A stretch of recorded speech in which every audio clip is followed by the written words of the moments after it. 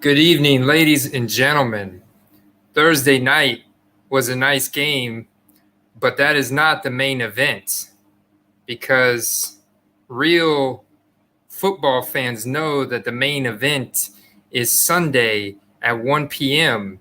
And if you're big into fantasy football, then you're watching the NFL Red Zone or NFL Ticket, or you're watching your favorite team in a singular screen format.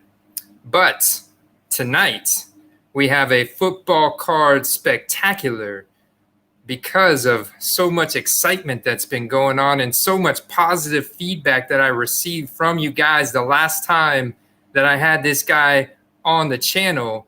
He is back by popular demand, and we've got a lot to talk about. We're going to be talking about week one matchups. He's going to be telling us a story about when he interviewed Jerry Rice. All right, I got some big questions for him. I want to see what he's been up to. So, guys, please help me give a warm welcome to Carter the Power. What's up, Andy?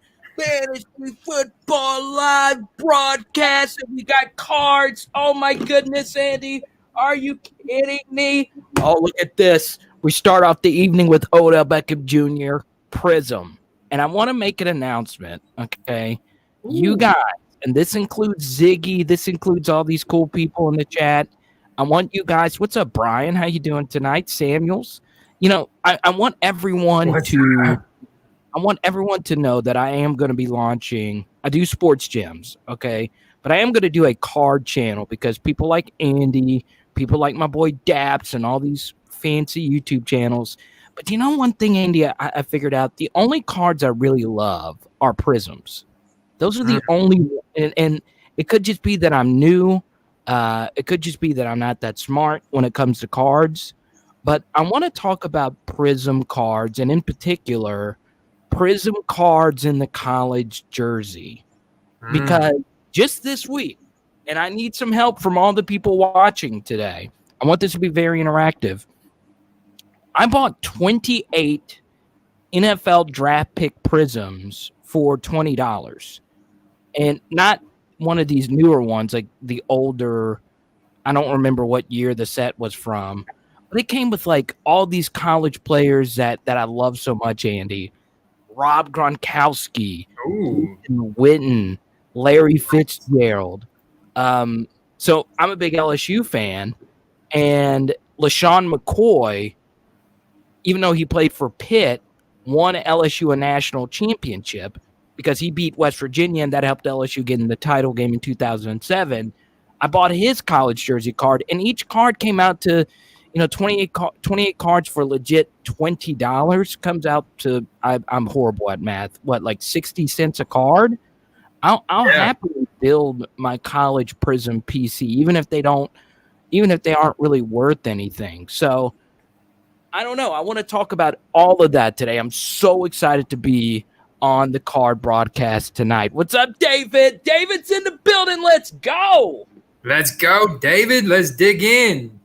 Dig in, baby. Let's go. Yeah. Prism, I think you're onto something because the rate, the rate per card that you're paying for these are so incredibly low. There's very little downside. And for someone that is such an avid and big-time college, look, you got your LSU koozie. I mean, you probably got LSU underwear. I do, actually. Wait 3 more lime beers in, and everybody's going to see it. No, I'm just kidding. Cards Gone Wild Part 9. Let's go. Cards Gone Wild, yeah. I think you're onto something, man, because the rate you're paying for these, and it's a prism. It's a prism, and these are Hall of Fame stud players that very little downside, and we're changing the rules. I mean, you're changing the rules. I started changing the rules by investing in their pro uniforms, just branching out of quarterbacks. The original, the old belief of all the old-time sports card investors and collectors has always been don't deviate outside of quarterbacks because the demand's not there. You're going to end up losing money.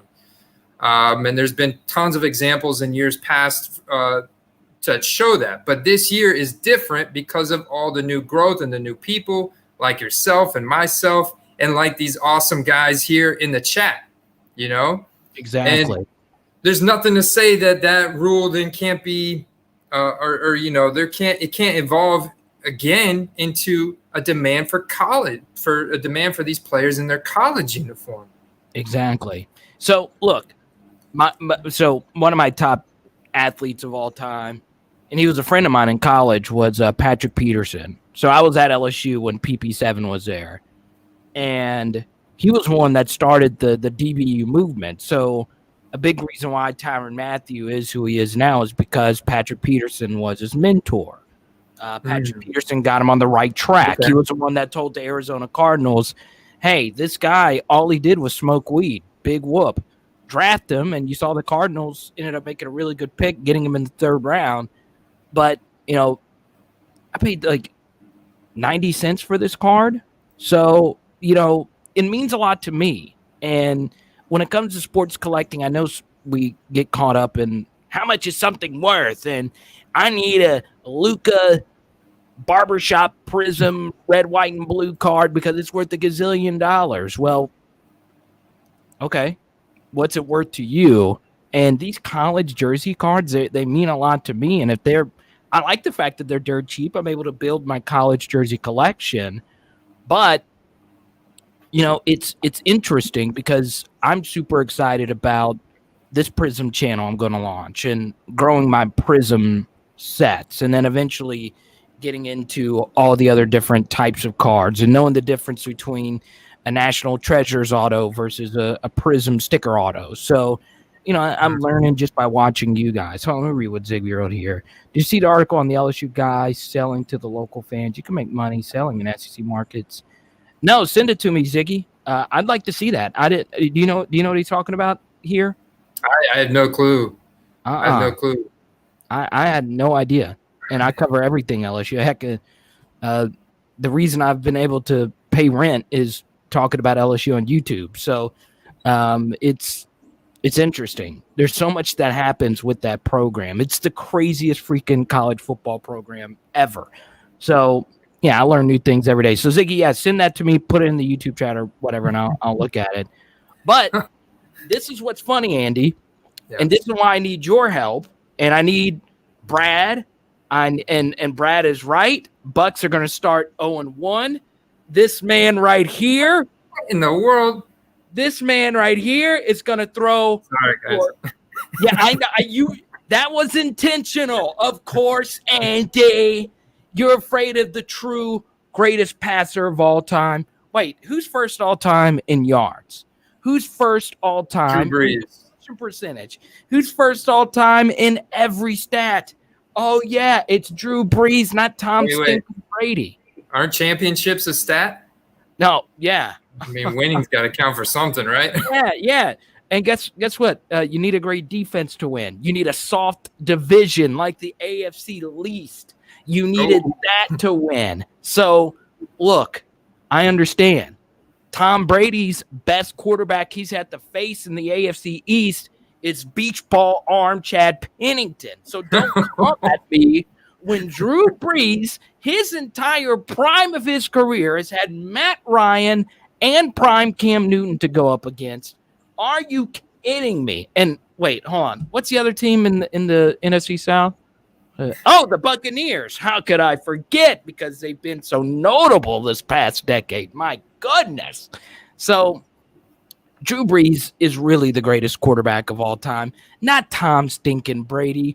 Are you kidding me? You won a Super Bowl 13-3. He won this. Quarterback wins is the dumbest stat ever. Okay? Even Brad, a Chicago Bears fan, knows that is true, okay? Quarterback wins is the dumbest stat because Tom Brady, statistically, his best Super Bowl was a game that he actually lost against the Eagles. So, I mean, come on, quit with these quarterback win stats. It's so overdone, and I've heard it 1,000 times over. Well, I will say that the Saints definitely have the advantage going into the game, right? It's in the Superdome. It's in New Orleans. Let's go. They've got on paper, they've got the better defense. You got Drew Brees. But if you look historically just at how the Saints have performed at home against the Buccaneers, we always seem to upset them in the Superdome. So I don't know. It's kind of almost like I don't know, what do you call that? A stigmatism? Yeah, that was Sean Payton calling me saying, "Hey, tell that dude in the beard to shut up about the Tampa Bay Buccaneers and shot arm Tom Brady in a deep passing offense. Can Brady even throw the ball 20 yards to Mike Evans down the field, who may or may not play tomorrow? We might not know. But let me put it this way, okay? If we're going to talk about, that's a good point, Brian. And I don't know. I don't know if Mike He'll play. Evans did this like 10 weeks last year out of the season. Okay, so here's what we're gonna do. All right, I know we did this joke last time, and a lot of your viewers hit me up about this, about the actual bet that we have to make. Okay. Yeah. We got to come up with the bet. All right, I got this. That's true. All right. The loser has to buy the other person a Prism Auto, $20 or less. It could be any player. Prism Auto, $20 or less, any player. So if the Saints win, you got to buy me a Prism Auto card, $20 or less. Okay. Anyone you pick. There's plenty of them out there. And if the Buccaneers win, I'll do the same for you. Is that a good enough bet, or should we go $10? Because I don't want to. No. Let's do 20. Yeah. No. I think 20 because we got to open it up a little bit because we got prices are higher nowadays. Right. So okay. So what do you want to do? We got to do something. I mean, it could just be it could be anything. Enjoy your formal dinner in California, Brian. What? Formal dinner? What is this, Brian? We don't. What is so formal about a dinner and what is this? And then he gives us a TTYS. And what is this? A TikTok live stream? I'll see you soon. What's this background in Brian's photo? It looks like he was on a set of Lord of the Rings. Okay, look at that. What is he doing? Is that Machu Picchu? Where the hell is Brian? Ziggy. Okay. Carter is in our fantasy football league. Oh, Ziggy. Okay, Ziggy's in our league? I have a couple leagues. I actually pulled up your roster because I just wanted people to know the kind of players that you draft on your fantasy team. Oh, dude, this last draft was disastrous. Not in Shelly's league, but the original league. I actually like that draft. But Shelly's league, I'm telling you, an auto pick would have been way better in the Shelly's league that we drafted in. But here's a player that I wanted to buy, and I definitely want to buy him now, Andy. And I need your expertise. Okay. And I didn't even check the price because people are here about football cards. We'll get back into our banter in a second. I wanted to get something Alvin Kamara, but I'm afraid the price is going to be way too high right now. Look, I'm going to look him up right now. Alvin Kamara. Let me see. Does anybody have an Alvin Kamara that they want to trade? Let's see. Yeah, I got some on Starstock, I'd sell you. Okay. What is his rookie card going for right now? Well, it depends on what set. Of course, I want Prism, baby. You want that Prism? Okay. I'm in a bid right now. I'm the highest bidder, okay, for, get this, a Russell Gage, backup wide receiver for the Atlanta Falcons. Yeah. My bid is currently winning at 99 cents right now, Andy. So if any of you on this live stream bids me up on that Russell Gage 99 cents, I will come find where you live. No, I'm just kidding. Don't do that. But yes, I want to win this Russell Gage autograph. But I wanted an Alvin Kamara rookie. His Prism rookie is going for about $50 right now, $40 to $50. Look at this. Look at this. Alvin Kamara Prism rookie. It's $29.99. It says read description. Don't you always fear Reek? The card has a printing error smudge above Kamara's left arm. Oh. Brett. That makes me feel great. Let me see. Where is the freaking thing? I don't see a smidge above his left arm. Anyway, I need an Alvin Kamara card. Yeah. Mine is from Berlin Wall. Since you call me a back. Brad, see, I like Brad. Brad can hang out with comedians. He can handle the crap talk. I like Brad. I mean, if you're a Bears fan, I mean, you gotta have thick skin. You got thick skin, right? Yeah, I mean, let me see. What are Mitchell Trubisky's going for right now? His cards are spiked, man. He beat out Foles, man. That starting job. He's actually going to start tomorrow. Let's see because there's I bought a David Montgomery. I don't think David's going to play tomorrow. But, dude, I've been making a killing on Allen Robinson's. Okay, so let me ask you this. So we watch your videos, right? Mm-hmm. And this is legit. And you actually talk about it in the video, all right? Mm-hmm. Coming from someone, and I would love David, I would love Brad, I would love Ziggy. I would love to learn their process. And I don't know if they're like you, Andy, in that they look for Prism Raw cards or Donruss Raw cards. They might be just PSA 10 buyers. I don't know. Yeah. But do you just go on Starstock to find rookie cards at a very cheap price, or do you go on ComC? What is your process? Like, do you look for a certain player, or okay? So you start looking at a certain player, and then you go to all these sites and you see which one has the cheapest rookie cards. Yep. I start with the player, the athletic profile. I look at a guy like Allen Robinson, who's an alpha on his team. He's in a big market team, clear alpha wide receiver. They don't necessarily have the best quarterback scenario, but he's a baller. And I correlate that. Then I go to ComC because you can see the sales trend on his card for the last 4 years. And and it also shows you the sets in a very easy way to see them.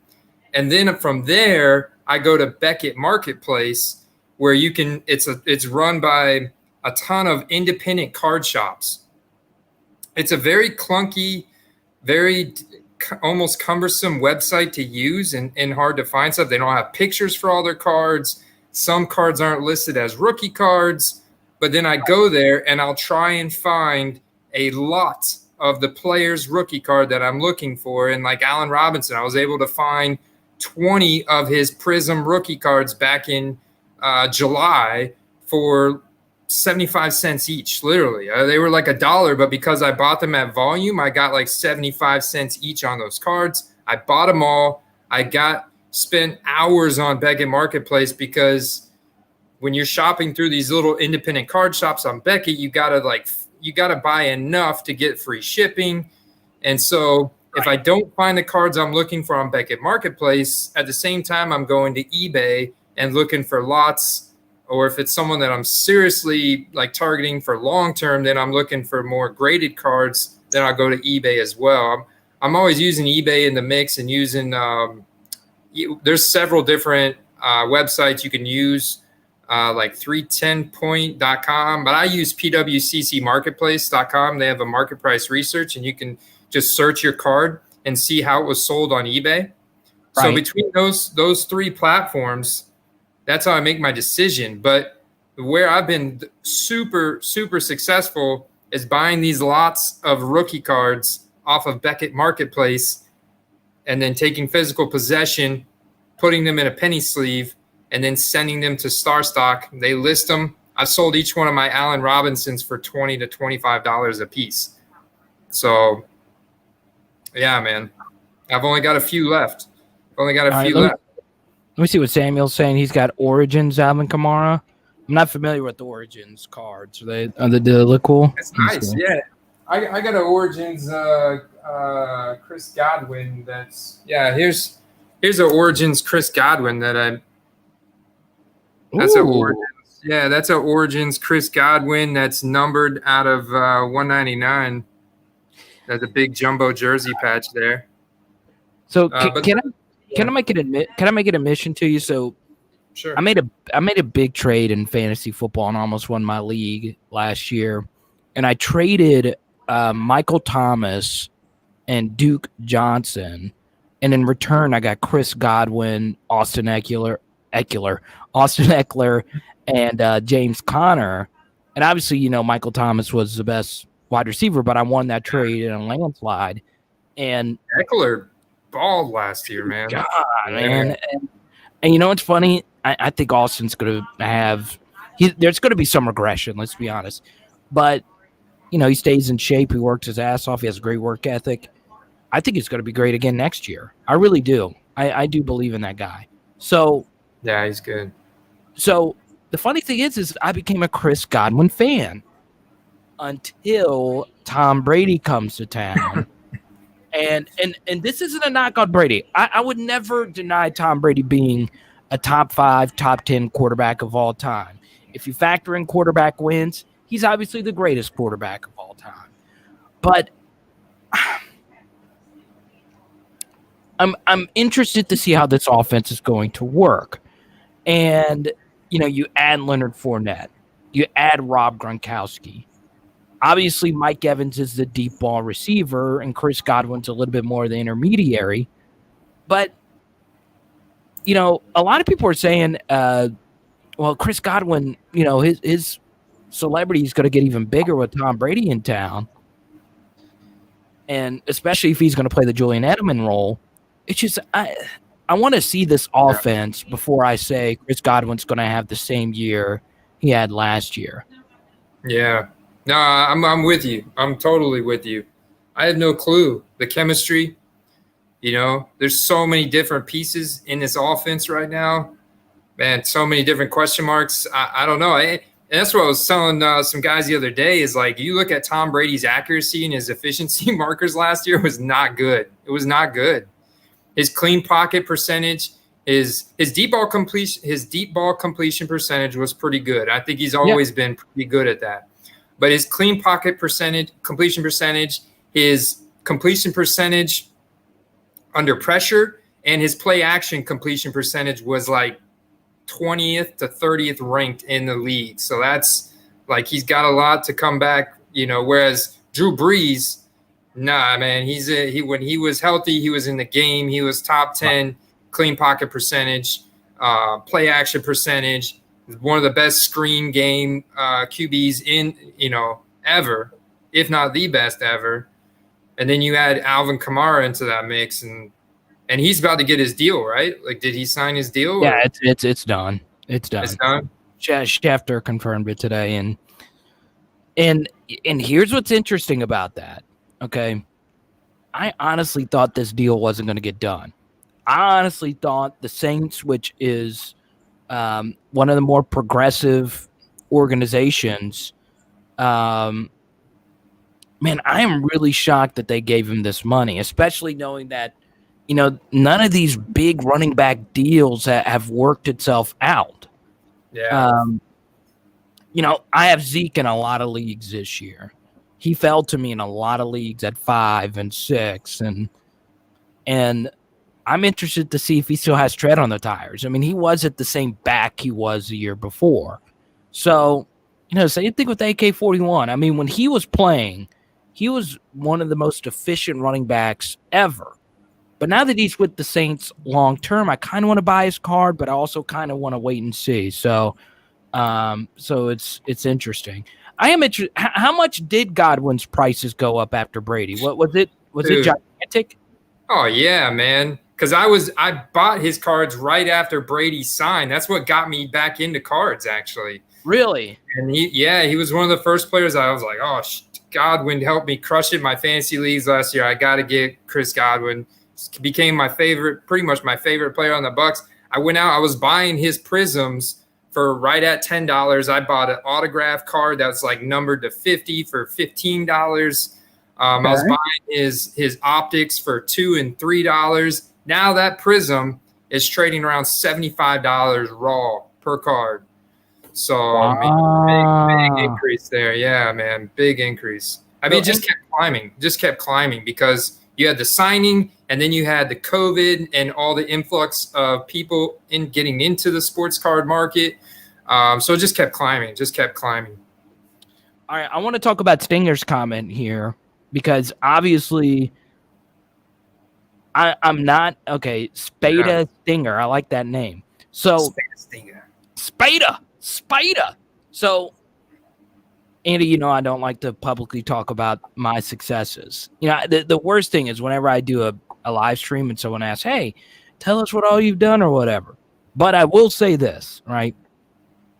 I did flip these Joe Burrow prisms recently, and you know about this because you're one of the few people I've even told. But, Spada makes an interesting comment. Do you think the rookie QBs are worth investing in which cards? Well, Joe Burrow in his LSU uniform, I being the dumb card person, I just got on eBay and I bought the first lot of Joe Burrow prisms. I knew nothing about cards. This was about a month ago I bought those cards. And I bought 6 lot of prisms for $320 was the total. And I flipped them for $520 recently. Yeah, and as your first flip, was it a little lucky? Probably so, because you have more experience in this. You're the reason why I even found your channel. I Googled, are the rookie cards worth anything in the college uniform? And you were the one that said the Kyler Murray prices tanked. So that's why I sold those Joe Burrow cards. So to Spada's comment, I mean, everybody loves Joe Burrow. Joe Burrow is everything you want in a quarterback. He's probably the biggest college star heading into the NFL at quarterback. Probably, Baker Mayfield was a big deal, but since Andrew Luck. So yeah. So here's what I'm gonna do. Okay, this is my rookie quarterback strategy with prisms. All right, and I want everyone, Ziggy, to give me their opinion on this. I am going to buy the Joe Burrow in the Bengals uniform whenever they come out in the Prism cards. Now, what's the date on that? Do you know the date that we're going to start seeing them? It's October, correct? Yeah, well, October, November. But I was on a live stream earlier with some guys, and there was some guys in the chat saying that Prism may not be released this year till the end of December, sometime mid-December. Because that's their biggest retail set, Carter, they try and release it around the prime holiday shopping season. Yeah. So that was my decision because I watched your video and I said, hey, I'm just going to go ahead and sell these and make some profit off of it. I'm not striped for cash. I could have held on to them. Hell, they're Joe Burrow. I mean, Joe Burrow is the most important college athlete to LSU ever, period. So, if I never sold them, I would happily have those in my personal collection. But now that I know that it's not going to go until December, and let's say Joe Burrow just lights it up, and the only prisms that are on the market, and Ziggy says prism is in November, maybe I should have held on to them. Maybe I shouldn't have. So I don't know. I am so ready for the Joe Burrow prisms to come out because I'm going to buy them no matter what the price is. I want them so bad. Hey, I've got an unopened hobby box of Donruss 2020. There could be a 1 out of 5 Joe Burrow autographed Donruss the rookies in there, man. Open them right now. Just do it. Just open it right now. Everybody leave an emoji in the YouTube comments if you want Andy to open these right now. And Brad, Yes, everybody emoji up the comments so Brad can get the box cutter and cut up Brad. Andy can get the box cutter and cut these bad boys open right now. But God, I want them so freaking bad. Well, but this is a great point because you watched my video, and I have 2,000 views on that video, which the next most popular video I have only has like 500 views. So that's my most popular video by far. And it's historically what I did was just go back and look at what happened to Kyler, what happened to Baker. But the rules have changed now. And this is what's so fascinating about everything we're doing and everything that's coming up and what's been happening the last couple months and what you've done now and what you're doing with the Prism draft picks. You know, you hear us saying Prism's draft picks, you know, they're not worth anything. They decrease in value. But all it takes, in my opinion, is a couple hundred college football fanatics to get in and start, you know, they appreciate the NFL. They see what's going on in the football card market. And they realize, well, wait a minute, there's so little downside to my favorite player. I can get an autographed Prism draft picks of my favorite, you know, LSU player, like for what, $4 or $5, you know, something stupid cheap.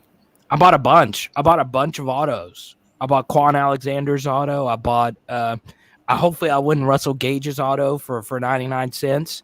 If they're in my personal collection, so be it. You know, I'm happy to have it because I'm a huge LSU fan. I want to build that PC. But, I mean, you never know. That's the thing. That's one thing I've learned from studying cards and sports memorabilia. It's a wild, wild west.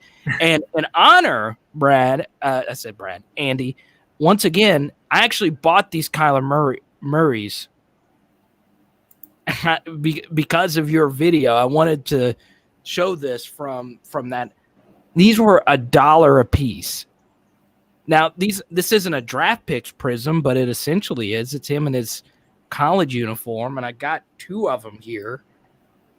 So I love how you watched my video and you took it as an opportunity to buy, not as like, you know, okay, I want to stay away from the college uniforms. You're like, no, you took it as an opportunity in thinking that these cards are so cheap and understanding that there's so little downside to that. Just like I've been doing with, you know, like Allen Robinson and DJ Moore and Christian Kirk and all these guys, you know.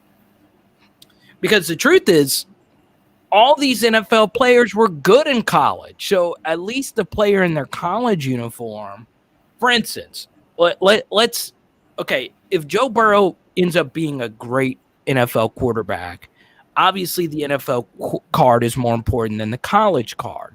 But if he busts out, he's still the greatest single season college quarterback ever, which is why this week I bought 2 Cam Newton Prism cards in his Auburn uniform. Now, they aren't from his rookie year. It's from a set that was down the road, but, you know, it looks cool. You know, I saw that Cam Newton LSU game was his first coming out party.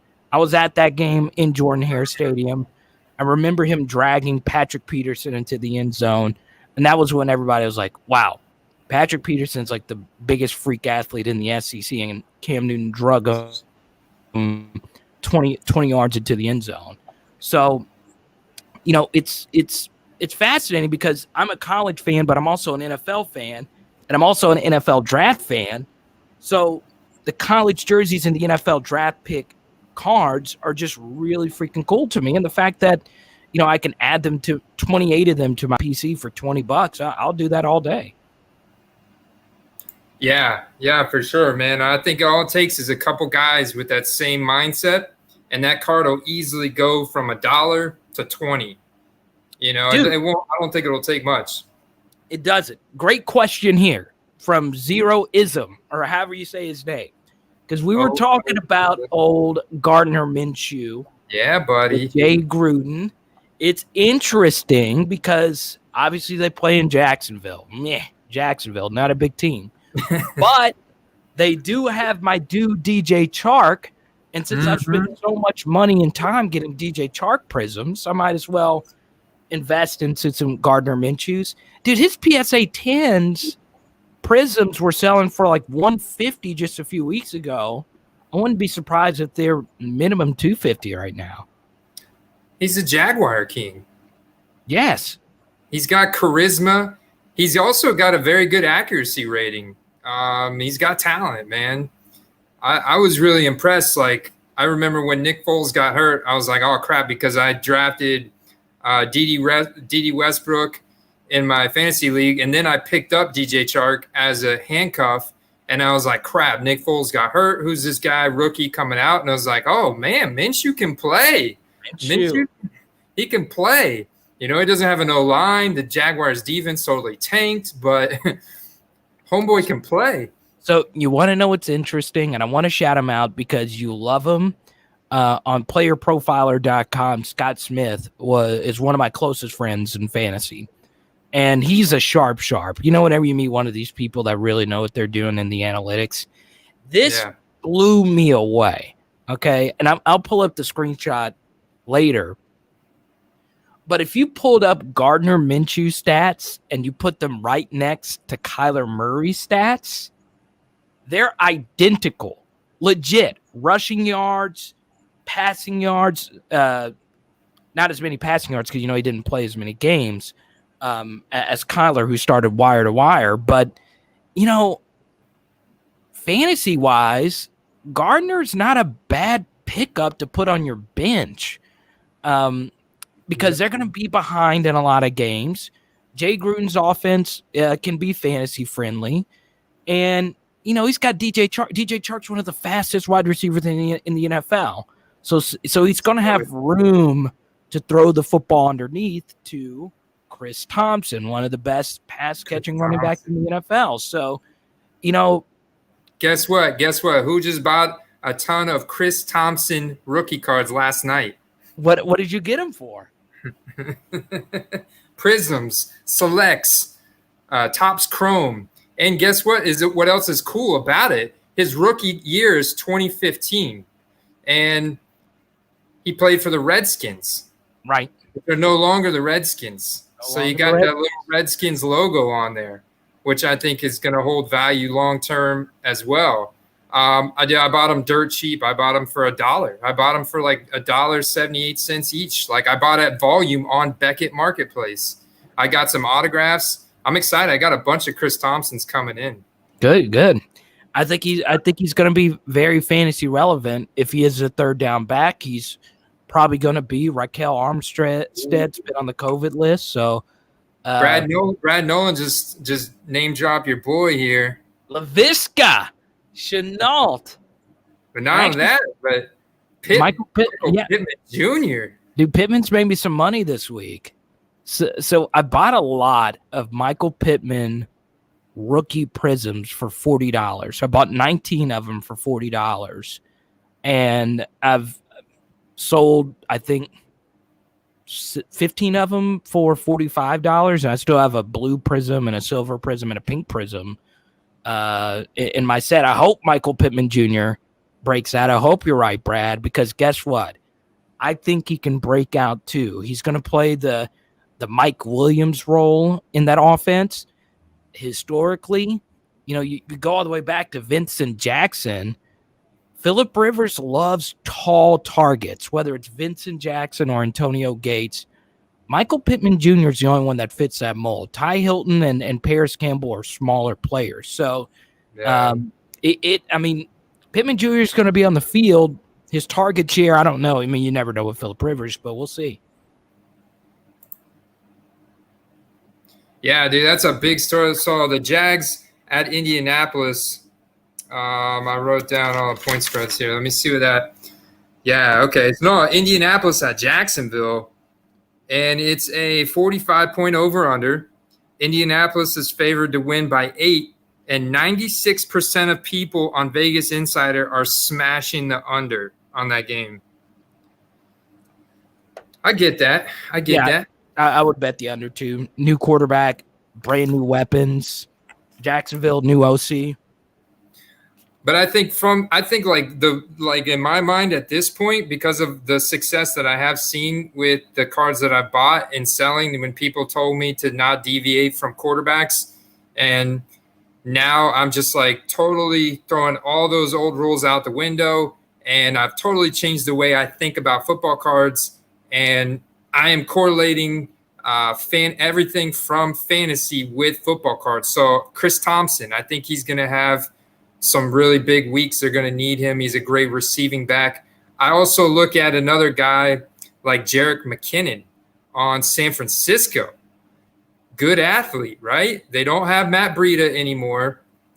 Raheem Mostert's still there, right? Mostert's got the nickname Must Start in fantasy because he was like he was a badass, right? But what we know about Kyle Shanahan is that he likes to rotate the running backs out a lot. And I found a ton of Jerick McKinnon rookie cards. He's a great athlete, and we do not know how expansive his role is going to be in the San Francisco offense. I took a gamble on a bunch of his Prism rookie cards at less than $1 each as well on Becket Marketplace. There's still a ton left on there.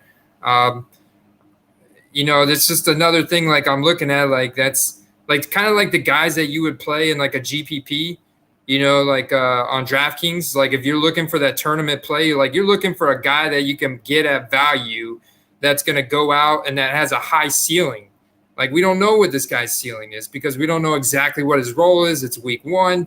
But if his role comes out and he's got the hot hand and all of a sudden he puts up a 20 to 30 fantasy point game and has some cool highlights and this and that, is that rookie card is going to easily go up to $5, $10, $15. It's not much, Right. Like I'm already starting to sell Christian Kirks, and the game hasn't even, like Arizona hasn't even played yet. I haven't sold a single Christian Kirk, but today I'm selling Christian Kirks all of a sudden for $10 per select rookie card. It's crazy, man. I might need to list my Kirk. Yeah, I thought Christian Kirk was a sleeper. I've been buying Christian Kirk because I'm very bullish on it. Like I think he could be like the Chris Godwin in that offense. He's got the chemistry with Kyler and everything. And he's so fast.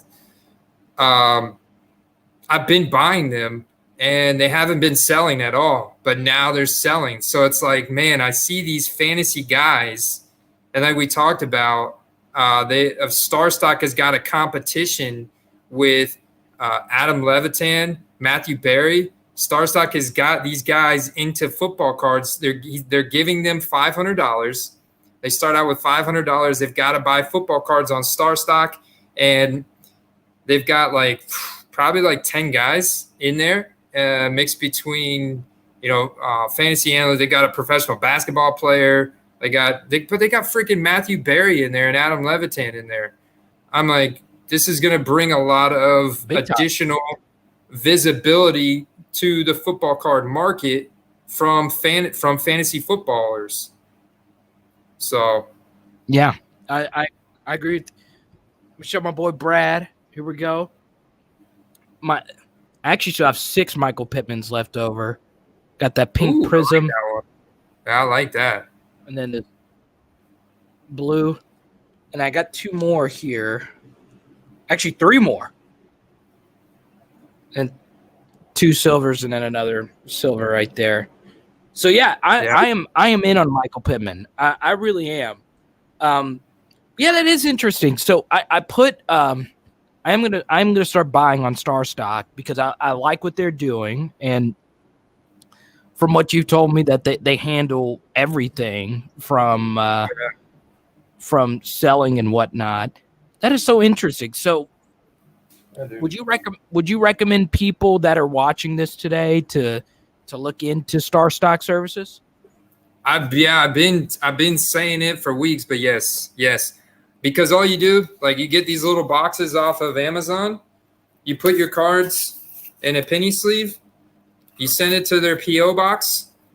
All you do is pay for shipping. I get insurance on my shipping, especially if I'm sending them some high dollar cards. But you send it there, they list it. It's free. It didn't cost any money. I didn't have to put any money in.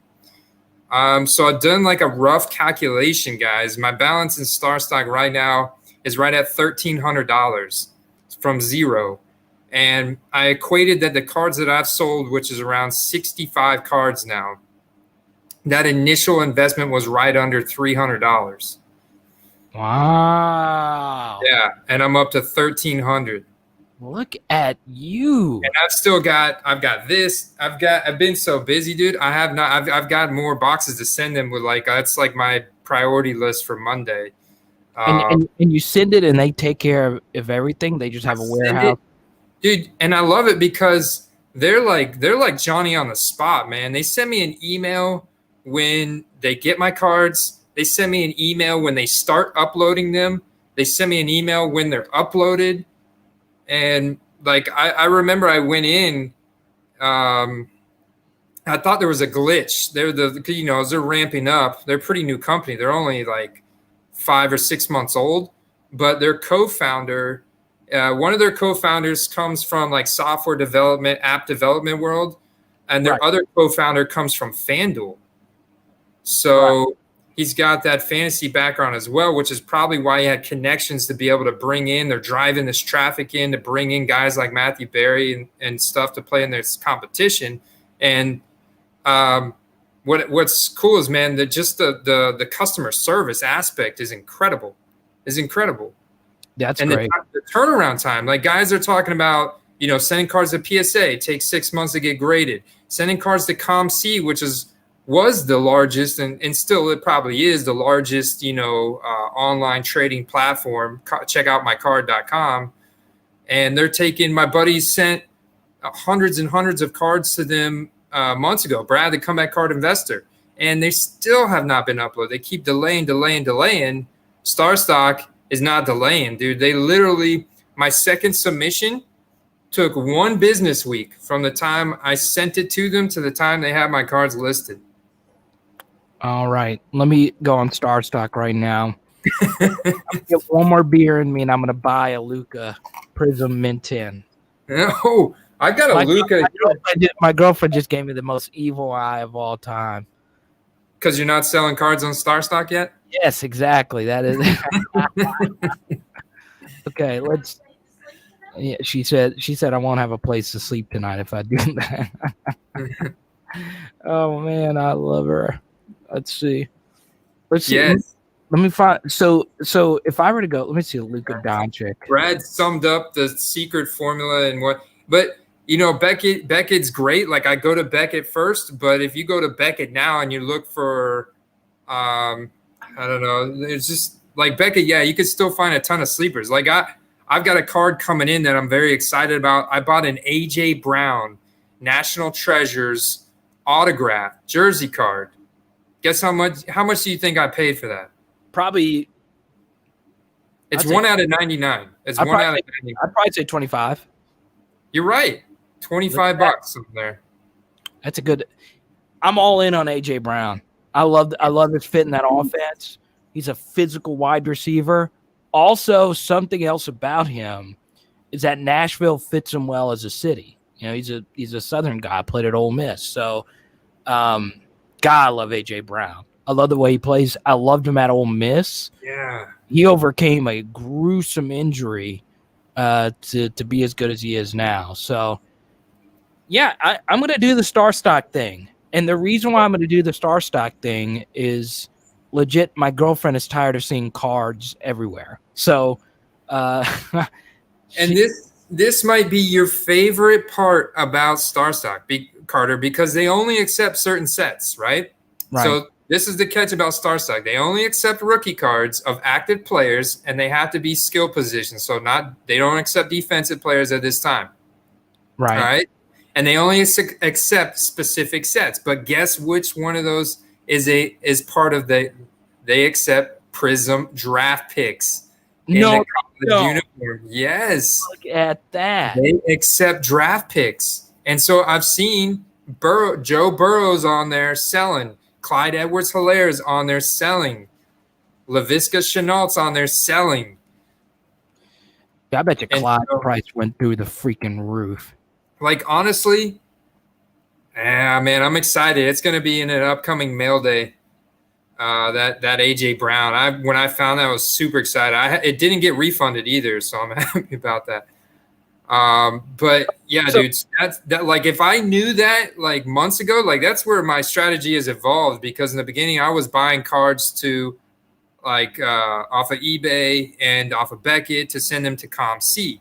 And then Starstock came along, and at first I didn't catch on quick enough, but then I, quickly started adapting, but I didn't realize until, just like really recently, like actually like right now, since I met you and you started talking about these Prism draft picks so much, I started thinking about it, and you actually got me to look at the draft picks on Starstock, and the draft picks are selling. Like people are buying draft picks left and right of these players on Starstock. I freaking love it, man. Dude, something about these Prism cards, man. I just like them so much more than all the other. And I kind of like the Donruss rated rookie cards, but let's see what the Joe Burrows are going for right now. Dude, it's crazy. But I can go on. So it says here 16 for sale. The Joe Burrow base has 16 for sale. And you said anybody could take any offer that's like just sitting there, correct? Yeah. That is so interesting. So if Ziggy likes Starstock, I know it's great. Ziggy's my dude. my favorite Andy viewers are Ziggy's number 1, David's number 2, Mike, the guy that holds the fish, is number 3. He's not here. And then last is Brad. Okay. Now on with what. Is it because he's a Bears fan? No, it's just because he's a dude named Brad. I mean, there's too many Brads in the world. Why couldn't he name him? Why couldn't he have a cool name like Frederick or something? Mitchell. How about that? Instead of freaking Brad. Mike is better than Brad. Goodness gracious. This is just. Cup signed a big deal today. He did? Yeah. Yeah. Okay. So what I'll do is I'll come into Cooper Kupp, because I sold one of his cards today for $9 that I bought dirt cheap.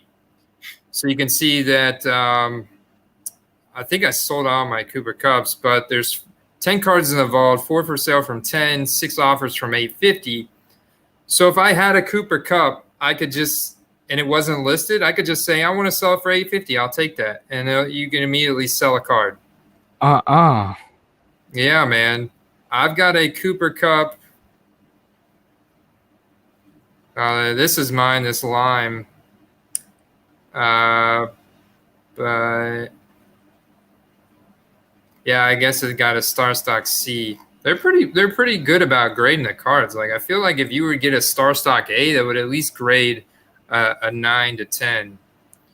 But look at this. I want to show you something. So like because ComC has been around for a long time, a card like this 2014 Topps Chrome Allen Robinson, you can still get on ComC for dirt cheap because there's so much of it. There's tons. They have so much 2014 and 2015 Topps Chrome, and in 2013 as well on ComC. You could get this card for dirt cheap on there still. And there's 40 in the vault here, but only 3 for sale. Only 3 for sale for $12.99. And like I said, I got these for pennies on the dollar, so I'm fine with taking $10 on them. That's so interesting. Yeah, you can see it's gone up. Why would they hold so many in the vault? So these are not from the Starstock is not holding these in the vault. These are potentially guys in our chat here. These are other guys that are just not listing their cards. Yeah. I see. I've been selling a lot of my cards, but here I'll show you a guy like okay, here's a good example. Well, I only have Starstock B and C left at DJ Moore. I only have 1 Calvin Ridley left. I have a few Nick Chubbs left. I have 4 Austin Hoopers They're Bs though. They got Bs, and I don't have any of them listed. Here's a good example. I got two Derrick Henry's optics that are A's that I don't have listed because I feel like Derrick Henry's only going to go up because you got only 12 in the vault, 6 for sale from 16. But I paid $5 for this card. So I feel like I'm okay with holding on to this card a little bit longer. You know? I'm fine with holding on to Derrick Henry, Sterling Shepard. I don't have any of those listed because they're so low. Like my Tyler Boyd, I've only got one listed. Like that's, it's simple law of supply and demand. Like I control the economy. You might have 19 in the vault, 5 for sale from 10. I've got one listed at, what is mine listed at? There it is. I've got one listed at 10. So I could take the $8.50 offer, but that's so close to my 10. Like I'll just wait. Like the latest sale was at 9. Somebody's going to grab this by tomorrow. I bet you for $10. It's not bad. But I bought this card for, 50, 60 cents probably. This is just so amazing. This is crazy. So and this is the same strategy that I recommend people that Brad initially, kind of showed me from the Comeback Card Investor about controlling the economy, the supply and demand on COMC, And that's the thing. Like if you have 40 cards, why list them all at one time? Why not list one at a time, see how the market reacts when they buy the one? Now you see that there's a little bit of demand. Okay, trickle out another one if you can. If you have that freedom to control, the economy like that, why not do it? Why not do it? That's so interesting. That's it. That's interesting. I just learned about Starts, and in fact, I just signed up and made a deposit not too long ago. Let me see. But it's crazy though. So I sold my Joe Burrow rookie prisms. It came out to I think about like $85 a card. That's way above the prices I've seen. So shout out to whoever bought it. Let's see. Yes, sir, Ziggy. That's exactly what I did. Like, and there's still deals on there. Like, one thing I've been targeting recently is I've been going back to my favorite players like the DJ Moore, the Chubb, and targeting just cards that Starstock will accept. Like, if we look at what Starstock will accept, sending cards. So this is basically the sets they accept: Prism, Optics, Select, National Treasures, Origins, Donruss, Immaculate, Prism Draft. There's your Prism Draft. So, but when you go to autographs, they pretty much accept any brand as long as it's Topps for baseball and Panini. So as long as it's any brand of Panini, if it's autographed, they'll accept it.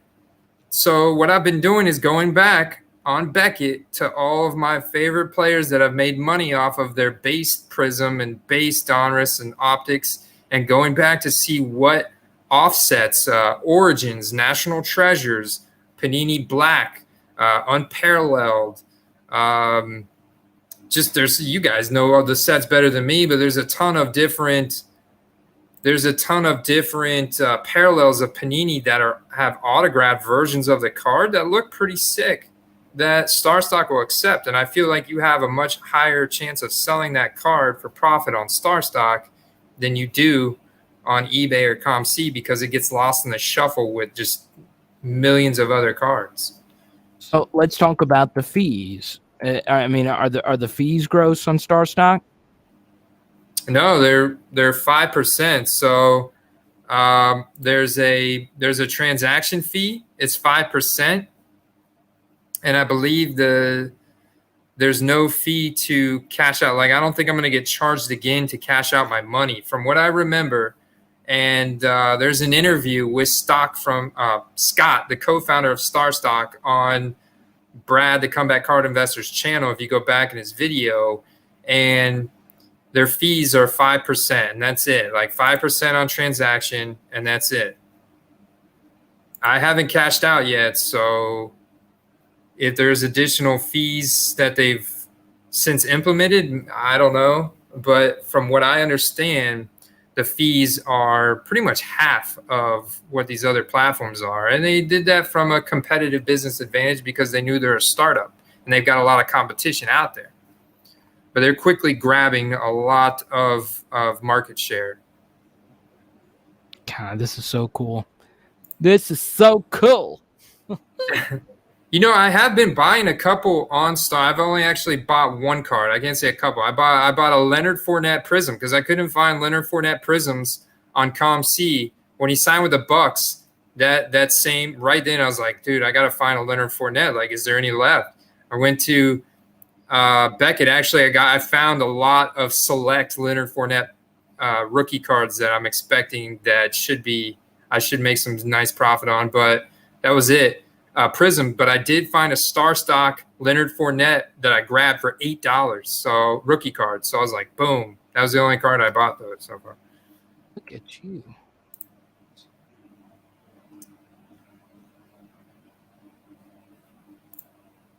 Shelly bought some basketball right when it started. I need to go back. I think, especially from talking to Brad earlier today, he does a lot of work in market movers, which market movers are really it's cool. It's a nice little graphic user interface. It shows you the sales trends, but it's tracking mostly graded cards, and he's pulling it from eBay. It's what Jeff Wilson from the main the most popular guy on YouTube around sports card investing.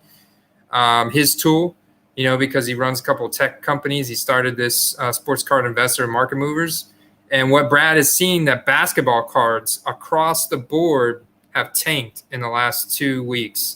Good. And so he's starting to look at now buying and I think even you told me, right? You're interested in buying a couple basketball cards, right? When they get low enough. I'm going all in on Zion Williamson PSA 10s. And I know very little about cards. I know they're going to be expensive, but if they dip to a reasonable amount, I'm going to rack them up. All it takes is one Zion dunk, and he's the biggest star in the world again. It didn't take much for him to be the biggest star in the NBA this year. And this next rookie class is going to be terrible. Obviously you're still going to have LeBron, Luka, Giannis, and those guys, but Zion is the new thing. So I think if those basketball cards continue to drop, I'm definitely going to rack up some Zion PSA 10s. Why not? Go all in with your – because my favorite professional franchise is the Pelicans. So I'm a big Pellies fan anyway, so why not? So let me see if I can see their – wait, how do I get out of this? Okay, let me see if I can see my activity, my sold. So people were asking me about the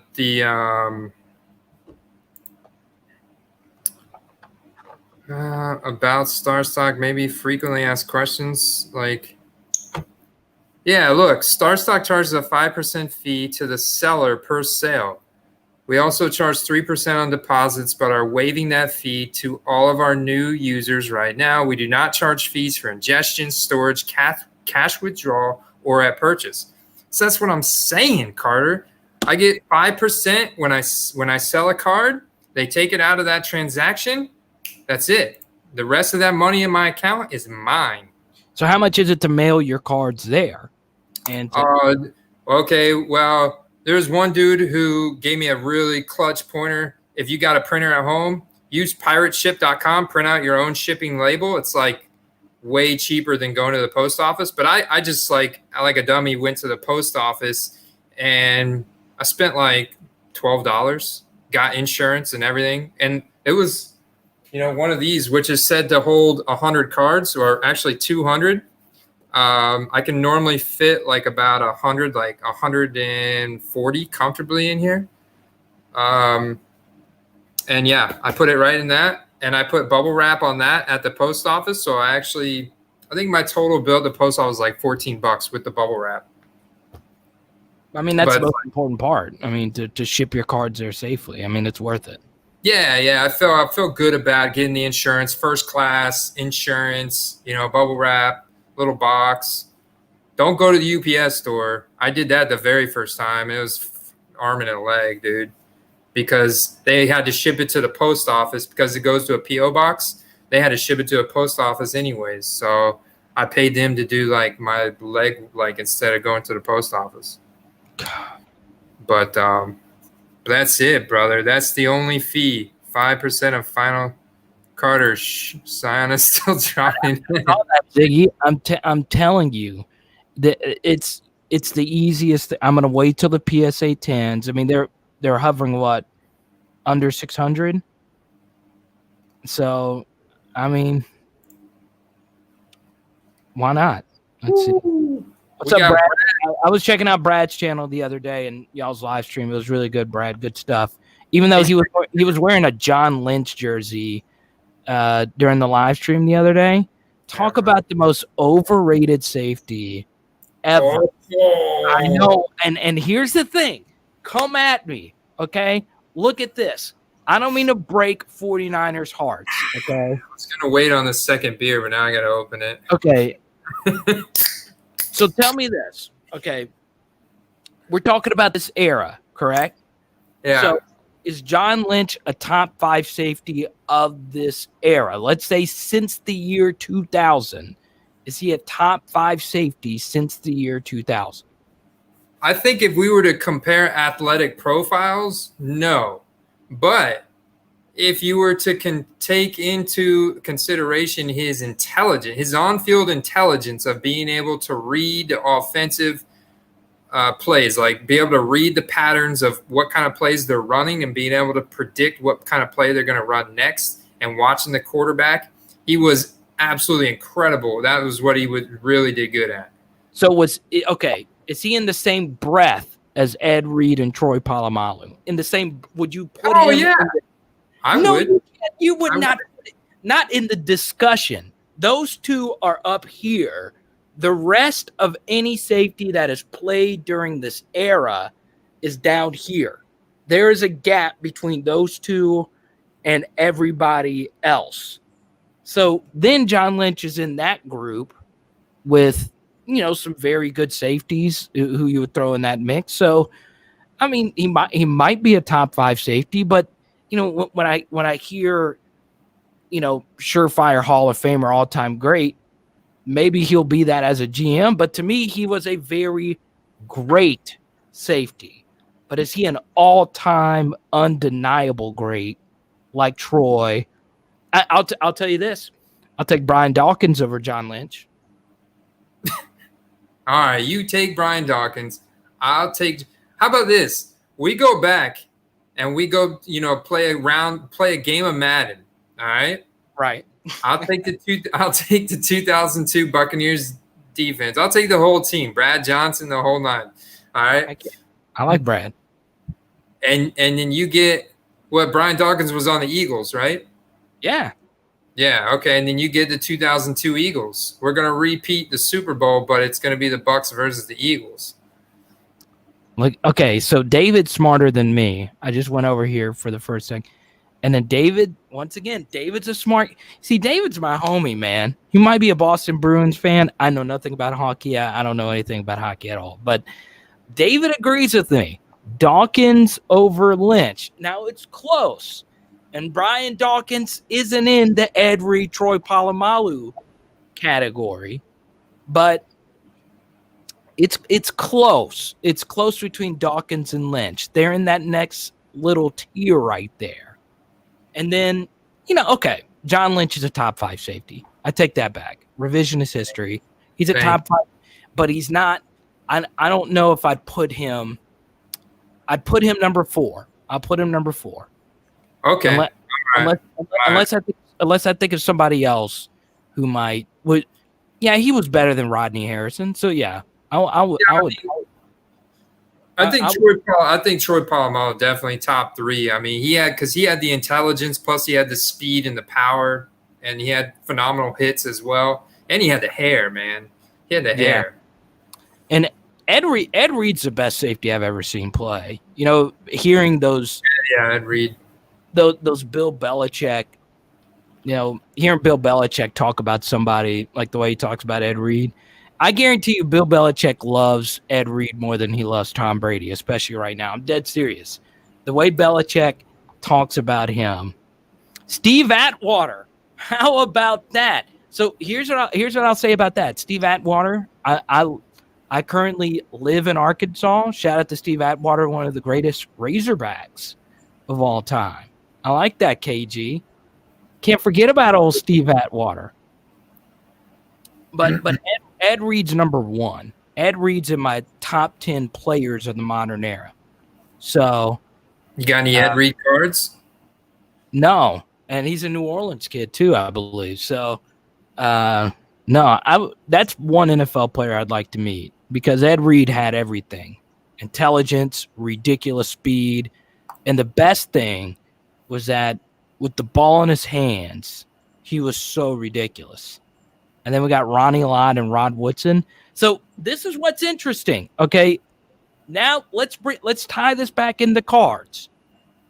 The NFL is so damn big.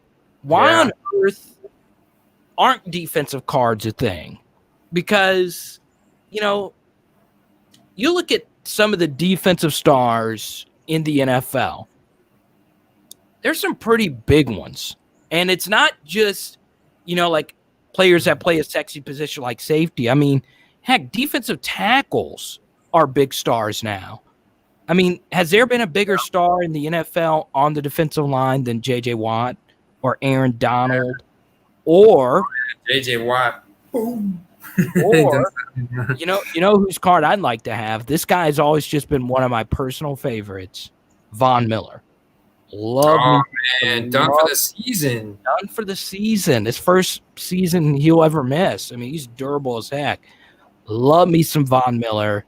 So you see a lot of, I would even venture off to say that you see more defensive NFL stars in commercials than you do NBA stars, period. So, heck, I see the McCourty twins in commercials. So, they're not even Pro Bowl level players.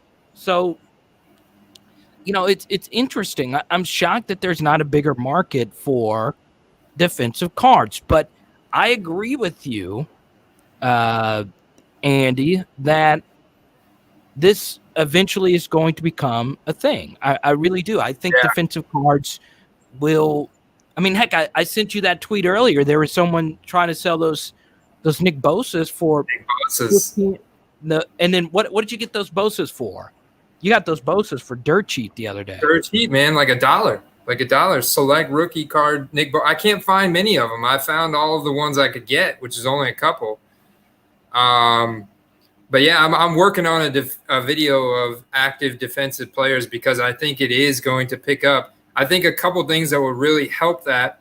And so I think David told me this. He mentioned this once, and it's just a great point.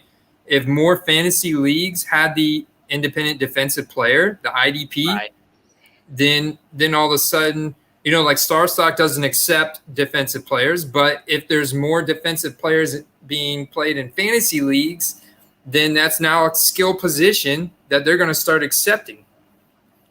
And we could definitely see that.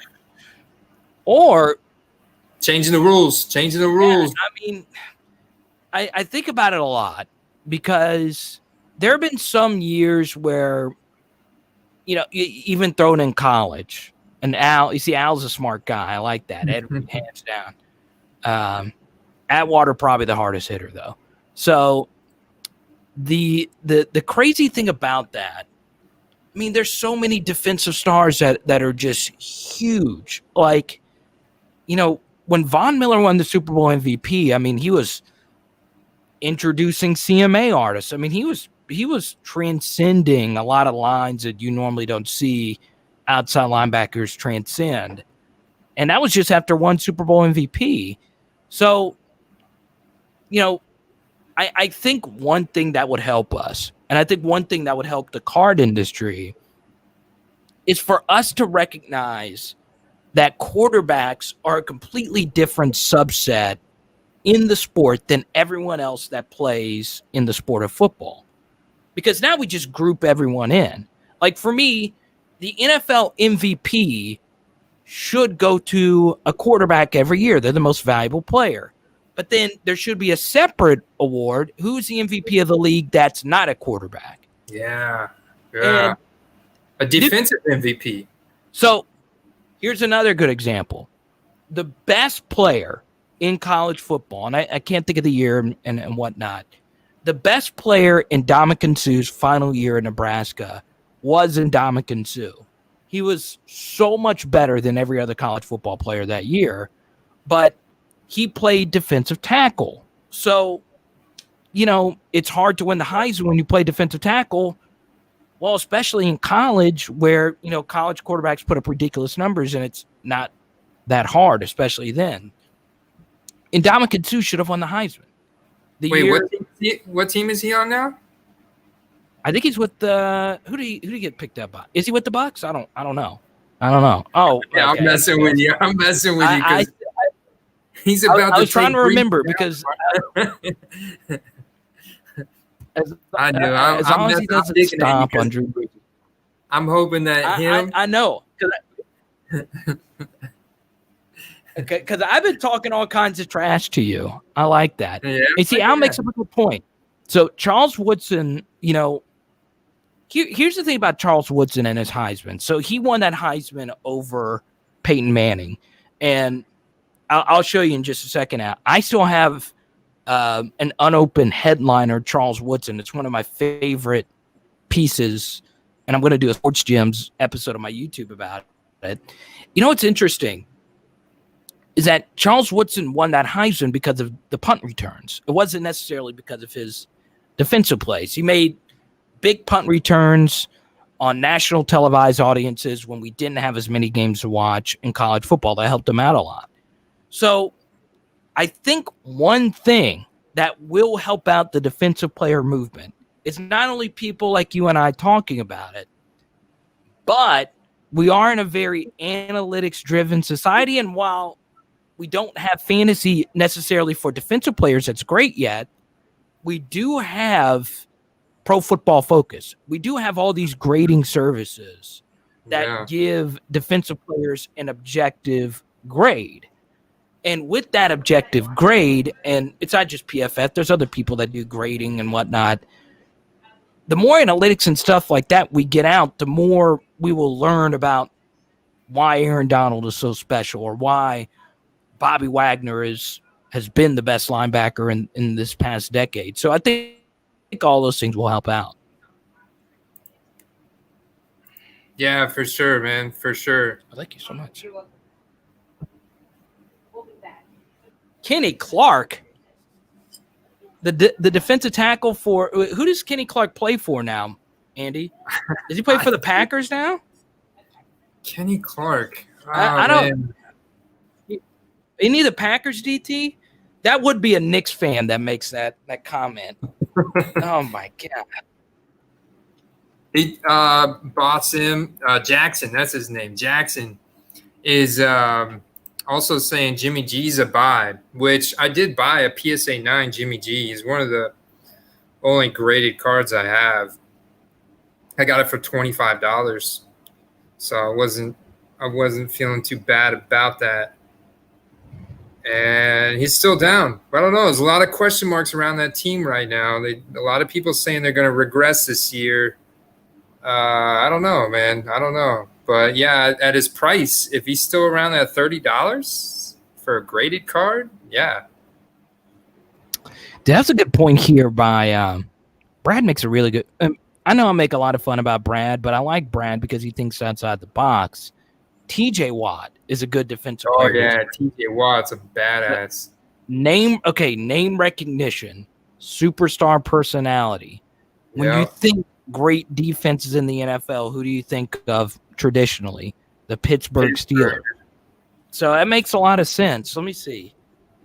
Let me see what the TJ Watt Prism card are going. There's a couple dudes that have now, since I started talking about defensive players, there's quite a few of these guys. Brad, David, Green Bay, the pack opener. I think a couple others are like, dude, buy TJ Watt, buy TJ Watt. And like my one of my buddies that's in our fantasy league, that's a big Steeler fan. He thinks the Steelers their defense has gotten better. Their defense is going to be better this year than it was last year. And it's like, the coaching is really good in Pittsburgh, and their big market team. They got roots. TJ Watt select rookies. Man, I love that select because, see, the prisms disappear so quick, but the select is such a nice chrome card. The only downside of the select is not in retail. But for everybody, like, it's like once you get into the hobby and like you look at the different sets, everybody's like, man, I like the select. I like the select. And I think that's why the select still maintains its value. And you'll see, like, I sell selects before I sell optics, you know. I think it's because they make the base donruss and the optic look almost identical, except for that little optic logo that you know, and unless you actually have the card in your hand, you don't really see a big difference in the optic versus the base donruss. Whereas the select is chrome, it's beautiful, it gets that, you know, shimmer to it, and it looks different than the prism, it looks different than the optic, it looks different than it's its own set. And they give it an official rookie card designation. They put the player in their professional uniform, which we know that it's what we have draft picks for, and that's definitely picking up steam, as Carter has showed me. Look at that, dude. Pink optic, TJ Watt on ComC. David Hunter says, yeah, I picked up a Watt exactly for what card? Personality, Pittsburgh solid football market. I want to see something, because what I like about player profile is now they've got athletic profiles on here for boom. So like they've got athletic profiles on here for let me get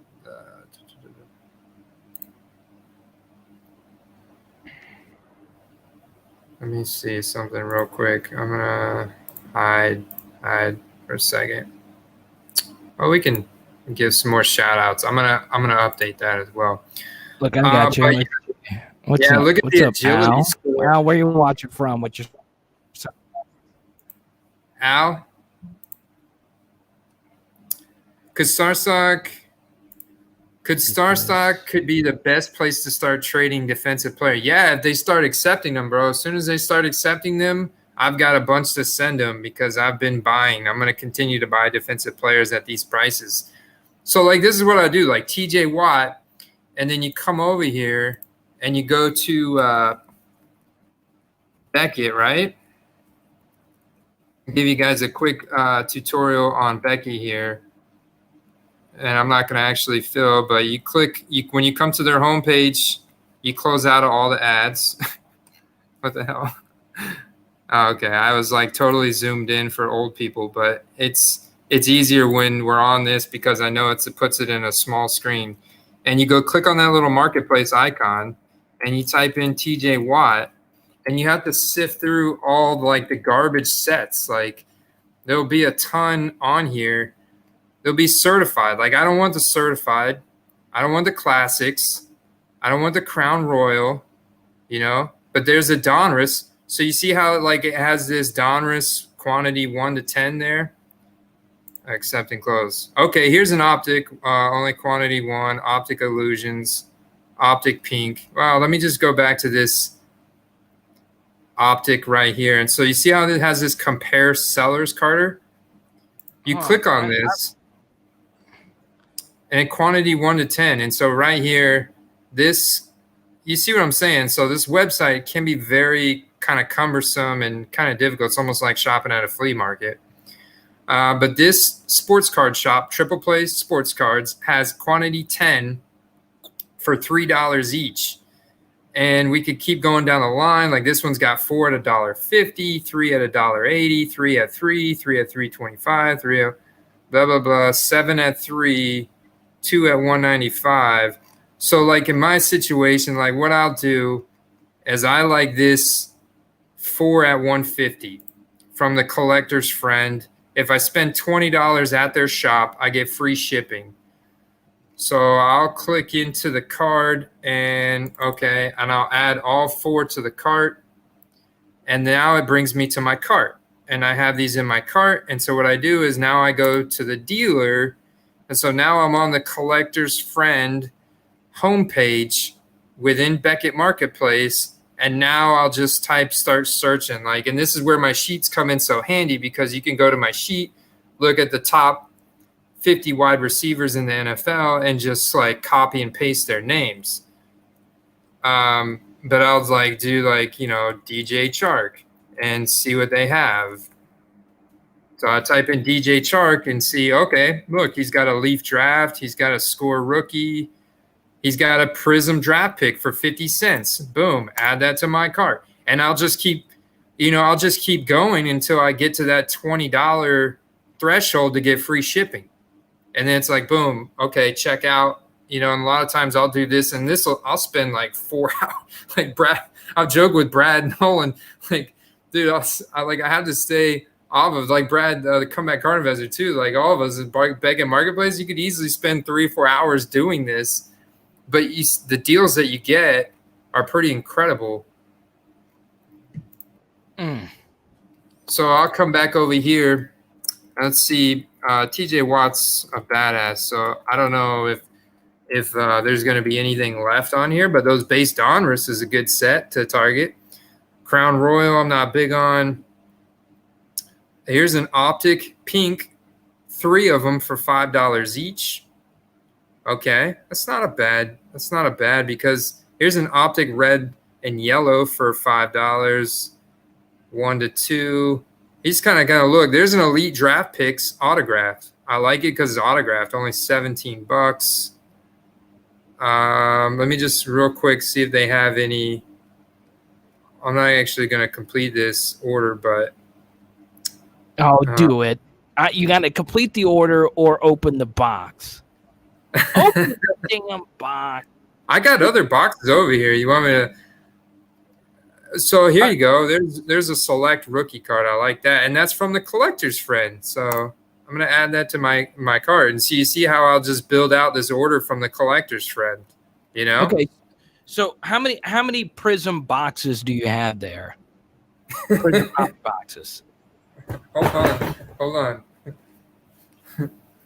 We go look, and I might just pay. I just might buy the Prism box, and you just open card by card, and I get them all. You don't know what I got in. I know that. I'm willing to. I'm talking about the hobby boxes, not what you're shipping to Starstock. That's right here. Here. Okay, so is that the only one you have? Yeah, it's only one. It's cost me $200, man. Okay.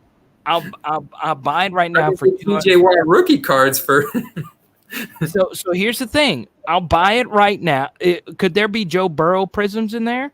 No, they're not a Prism, but there could be a Joe Burrow auto in here. There could be a Joe Burrow Donruss, the rookies, like any one of the parallels. So, like if you've looked at the 2020 Donruss on Cardboard Connections. Okay. Well, I'll give you $100, and we'll open this. Go on ahead, open it. Why not? Oh man, I can't do literally like everybody's saying, like if I just hold this until Monday, after we've already seen Clyde blow up.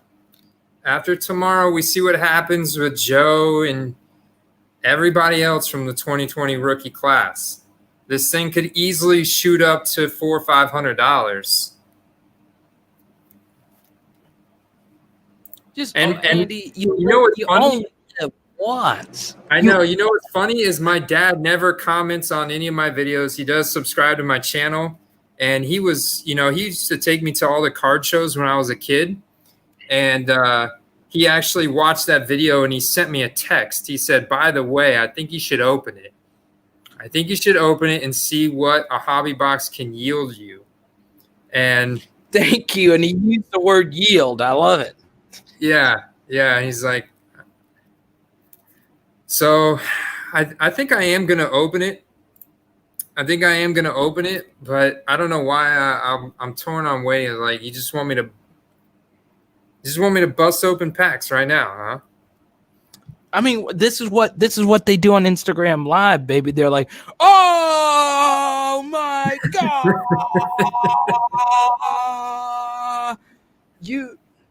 my man Jay Skrilla lives in Pennsylvania, wins this LeBron optic. Let's go."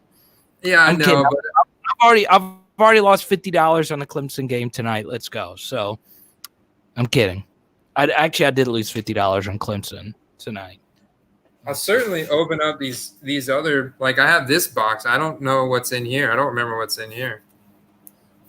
Okay, so everyone in the live stream, what is your favorite NFL play for tomorrow, gambling wise? Let's see. Oh yeah, and we forgot to answer Shelly's question. She asked, "What game are we most excited about?" Besides, like, she asked me, besides Tampa and New Orleans.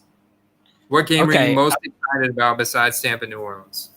Right off the top of my head, Seattle and Atlanta. Seattle traveling multiple time zones. Historically, they've played really well on the East Coast. And will we get the old Atlanta Falcons back? And here's the thing, Andy. I've spent quite a bit on my friend and yours, Mr. Calvin Ridley. It's one of my favorite cards right here. This green prism Calvin Ridley. Oh, nice. I think I spent $20 on this. I just really wanted it. I didn't know what I was doing. I think that'll keep going up, man. So yeah, that's a game I'll keep an eye out for this Sunday. Because here's the thing, Andy. We make so much about the Tampa Bay Buccaneers and the New Orleans Saints. Those are obviously the Bucs is a team that everyone's talking about. Mm-hmm. But the NFC South is kind of stacked. I mean, Carolina definitely got better, huge upgrade at quarterback. And Teddy Bridgewater's Michael the Fish is here. And I needed Michael the Fish. Michael Ham holding a fish. He's here. So yeah, I'm really in on that. Inside. Look at that. I should do a giveaway. Actually, dude, this is a really nice little bag of cards here. I don't know what I must have spent a lot of money on this. Just kidding, it's Becket. I spent $35 on this total order. And let's see what this Mike Evans was, because that one. Okay, I must have just got this because I like Mike Evans, and it's a rookie card, and it's a heirs to the throne with the jersey patch. It's a Crown Royal, so this is going in my personal collection. But this is what I'm talking about. Mike Evans. Let's see what I got that for. Crown Royal. I got that for $3. Awesome. I don't really remember buying this card. And I bought a bunch of really kind of PC cards. You guys are inspiring me. Oh, sorry, Michael Ham. Well, hey, you guys want to do a? The problem with if I did a break right now, if I broke the hobby box right now, I don't have a second camera. So how am I going to do it to where you see my, I want to record it so I can have two cameras set up so you can see my reaction and you can see what I'm breaking. So you can see the cards. And with the light on the laptop, right, like this, it's just not going to be very good because you're going to have like that glare, How do you shoot your video whenever you're showing your cards? Do you just have an iPhone just down on the? Yeah. So I have I got, one of those little flexi tripods, and then I have it on a normal camera tripod. And then I have this that I've got, because you can see my monitor here. So that's like my desk and everything. But I've got this square mobile workbench that I put a black sheet over. So it's black like behind you. So the lighting's really good and the card stands out. And I just put my phone in the tripod so it's stable, and then record it like that. So it's the lighting. So the lighting's coming from, you want the lighting to come from, the natural light to come from, well, you know all that stuff. No, I don't. Oh, you don't? So, yeah, I don't know how to shoot cards. Well, it's how I shoot them, and people I think it's just like, it looks good from a standpoint of the lighting looks really good because it's a black background. So the card stands out. And I don't remember ordering these cards. Maybe I did.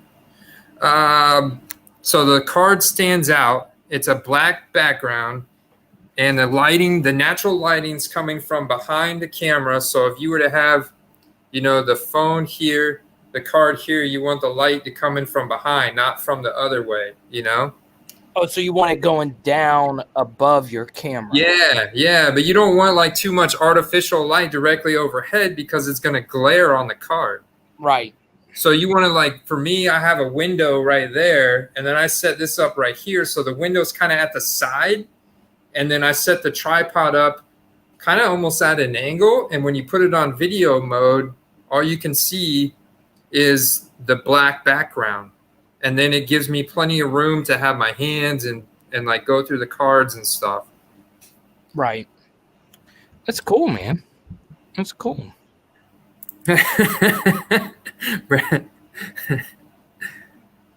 Yeah, we want to know what you won, Michael Ham. We want to know what you won from the Mosaic break, brother. That's how I film cards. Brad, the comeback card investor, he sits on, well, he's in Tampa now, but normally in LA, he just does it like right on his floor in his apartment, like sitting on his trampoline thing he's got.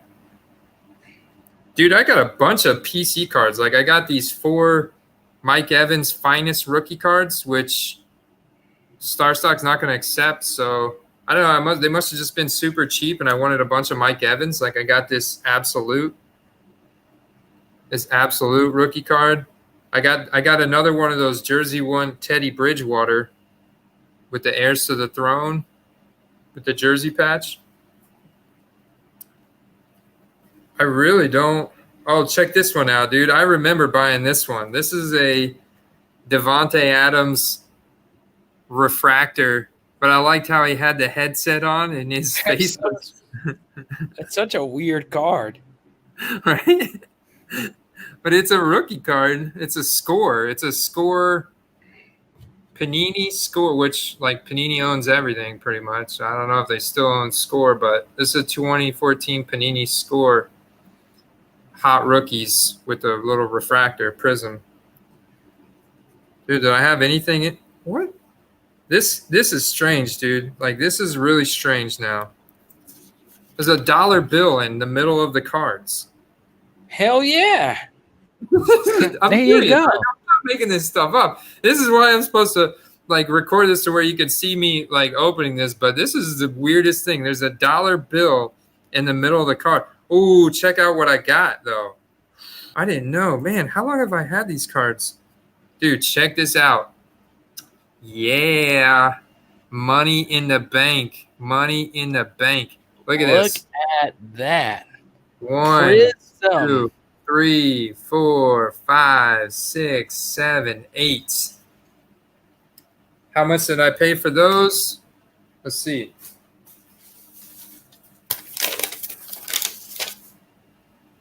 I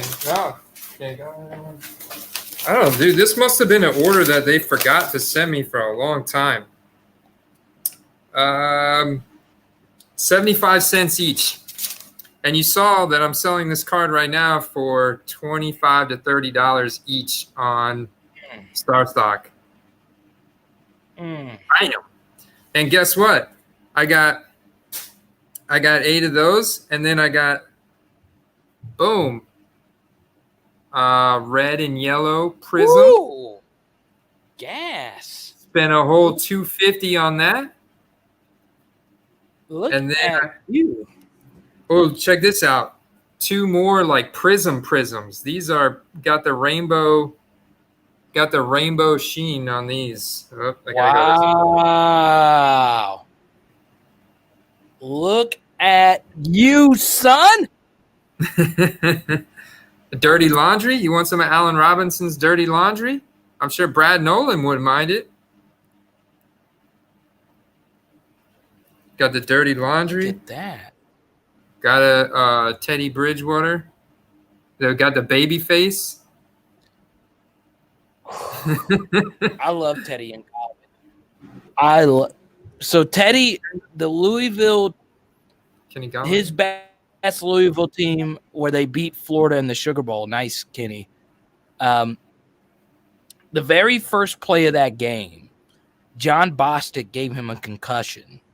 And John Bostic played for the Bears for a while. And I went to that Sugar Bowl in New Orleans.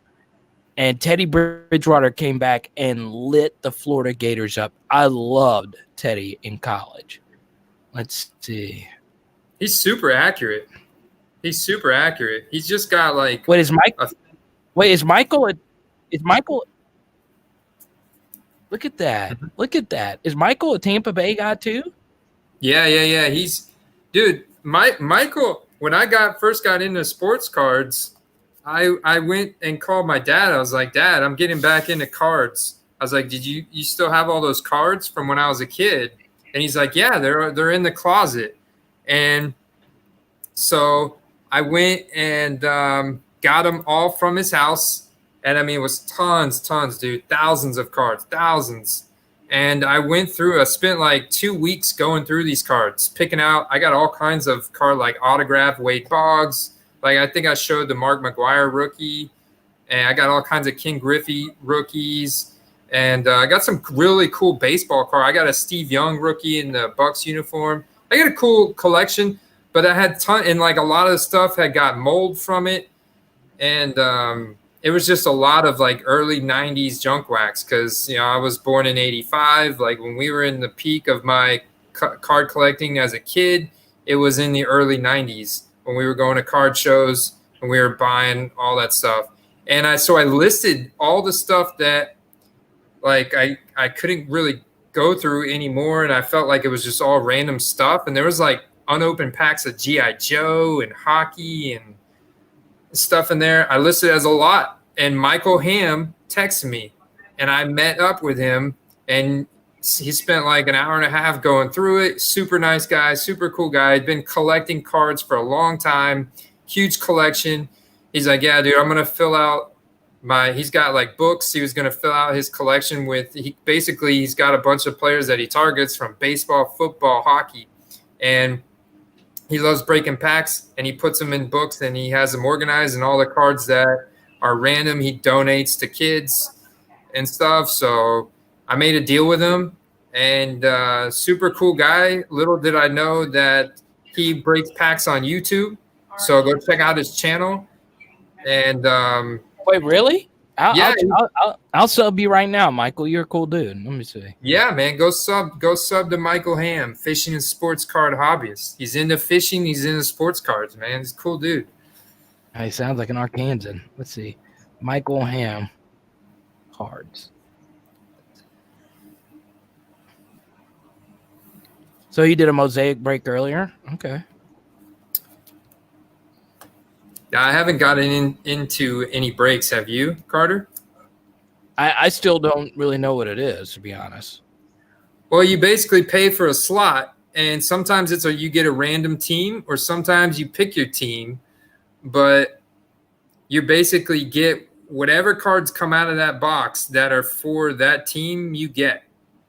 Like you pay $30 to be a part of a break, and sometimes it's two random teams or a random team, or sometimes you pick your team and they have different price values associated for each team. Like so maybe the Bucs would be more expensive this year, kind of thing, to buy into, or the Cowboys or something like that. And then they break it, and whatever cards you get that they pull from that team, you get. So you may win, you may lose. Well, tell Michael I won $100 on the Bengals so I could get my Joe Burrows. Nice. All right. So before it gets too late and you guys got to go, I don't have to go to bed anytime soon, but I'm so excited right now about everything going on in football cards, and with everything going tomorrow, like I'm so pumped for tomorrow at 1:00. I want you to, like last time you dropped a little hint that you interviewed Jerry Rice in the past. Oh yeah. Yeah. I want to hear that story. So I didn't interview him. I actually hung out with him at the Super Bowl. He was a good dude. He was a super nice guy. He was super nice. So What the Super coolest. Bowl? So Ravens 49ers in New Orleans. That would be 2000 and what year is that? You gotta remind me. 2013? Is that it? 2012, 2013? I don't remember. And I worked for ESPN Radio. What's up, Hamburger? What's up, Hamburger Helper? That was one of my favorite meals as a kid. Dude, we lived off some Hamburger Helper. So I was working ESPN Radio, and I got to meet a lot of interesting players. I met J.J. Watt, Russell Wilson. Russell Wilson actually remembered me from interviewing him the year before at the Senior Bowl. That's cool. So it was interesting. So think about this. This is why, you can't really predict success in the NFL. So I went to the Senior Bowl every year, and I would cover it in Mobile. It wasn't that far from Baton Rouge, and it was just always cool to cover the game. So after the Senior Bowl, there are 6 quarterbacks at the Senior Bowl every year. Okay. Only a few people interviewed Russell Wilson after the Senior Bowl. You want to know where the scrum, where 30 of the reporters rushed to? Kellen Moore. So imagine a situation, an NFL event, which is the Senior Bowl, where Kellen Moore, and remember, Kellen Moore was just such a huge college star with Boise State, had 30 reporters surrounding him, and I interviewed him for a little bit too. And no one wanted to interview Russell Wilson because no one really knew that Russell Wilson would become, to me, the best quarterback in the NFL. The same thing with Patrick Mahomes. No one thought that Patrick Mahomes would be who he is now. You really don't know. So my cool Russell Wilson story at that Super Bowl, he was a rookie. He remembered me from the year before, and he had that crazy rookie year in the NFL. And he was one of the players, and Jerry Rice, Mike Ditka. I got to interview and talk to all these people. And I didn't interview them. I took them to their interviews. I wasn't actually doing radio. ESPN Radio hired me to be like a field producer. So I was the assistant for The Herd with Colin Cowherd, which was with ESPN at the time. Nice. Rosillo and SVP, and then Mike and Mike in the morning. And Jerry Rice was really nice. Mike Ditka was really nice. But the nicest person, and it doesn't surprise me because he's a comedian. Comedians overall, really nice people. Frank Caliendo. Frank Caliendo is probably the nicest.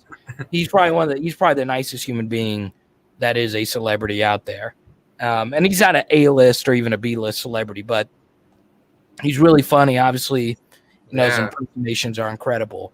However, the most interesting athlete was, and it doesn't shock me who he is now with the podcast and stuff that he does now. Arian Foster was a very interesting guy. He's an out there thinker. He wasn't very religious, so it made it tough for him to be in NFL locker rooms, which are, of course, very religious places. So, he's an out there thinker, and I met him and his brother. They're both very interesting people. So yeah, it's cool. It's kind of weird though, Andy. I've been lucky to interview all these people. Only a few of them really like kind of blow you away. And the only people that really blow you away are just people that you've just always looked up to. So like Steven Gerrard's a soccer player. I got the interview, or I got turned down by him to interview him a few years ago. He's on my favorite soccer team, Liverpool. So more often than not, when you see a football player or someone that you look up to freak out, really the only ones you'll ever freak out are the ones you really like. So, like Drew Brees, when I saw Drew Brees, I kind of freaked out. I'm a big fan. He's a big portion of my life as a Saints fan. So yeah, it was interesting. Super Bowl week is so fascinating, and it's weird that it's never going to be the same unless, of course, we get a vaccine and we move on from everything that we're dealing with now. Yeah. But that's it, man. That was probably one of the coolest weekends of my career. That's incredible, no man. doubt. It's crazy. Jerry Rice was particularly very interesting because, football is so popular, but when you meet someone that is the absolute best at what he did, and, we can have a discussion, who are the greatest NFL players of all time? You can't have the discussion without Jerry Rice being in the discussion. And something else, I know he's a left tackle, but Anthony Munoz was there too, the famous tackle for the Bengals, and his finger, he has a Torrey Holt finger that's bent down, and he can pop it back in place and then it just flip back down. It's very freaky to actually see in person. Torrey Holt's the same way, except his is permanent. His is permanently in a different direction. But yeah, it's weird because, as far as being around A-list celebrities, I haven't been around as many as I used to. And guess what? It hasn't really affected me all that much. I thought I would miss it, but it's not as big of a deal. Let's see. We got a question from the Hamburger Helper. He's got Sanders as his RB2. He's effing him over, but his question is if Mike Evans can go tomorrow in a full PPR as a WR3, Justin Jefferson, Jalen Reagor. I can also pick up Kendrick Bourne. That's easy. Evans is no, Kendrick Bourne's your play there. I like Kendrick Bourne. Yeah, you got to simplify there. So Kendrick Bourne, I don't know if Deebo Samuel's active or not, but he has been hurt. Emmanuel Sanders is out, so Kendrick Bourne is for certain going to get some targets. Plus, he already has some familiarity with Jimmy G. Obviously, Justin Jefferson's going to start. Jalen Reagor is out of the question here on week 1 because he's been injured these past couple of practices. So I would definitely start Bourne simply because, I think tomorrow we're going to see a lot of bad offense simply because it's new OCs, new QBs. However, after week 1, I think things are actually going to flip, and then we'll start seeing more offensive games. Yeah, I think you're right. I think from what we saw Thursday night, like the Chiefs are so on point, and they still, like, if it wasn't for Andy Reid, I felt like you even saw Patrick Mahomes like overthrow the shit out of a guy. Like, I think it was one of the clowns. I was like, Patrick Mahomes, like, he didn't, like, never would have expected that from. But I think it's just the initial lack of preseason, lack of fine tuning. But he got it together quick. The Lizard King came out. I almost forgot about the Lizard King, man. Who's that? Sammy Watkins. Why is he the Lizard King? I've never even heard of this. That's just his moniker in fantasy, man. The Lizard King. Well, because the way, look, all right, because of the way he looks.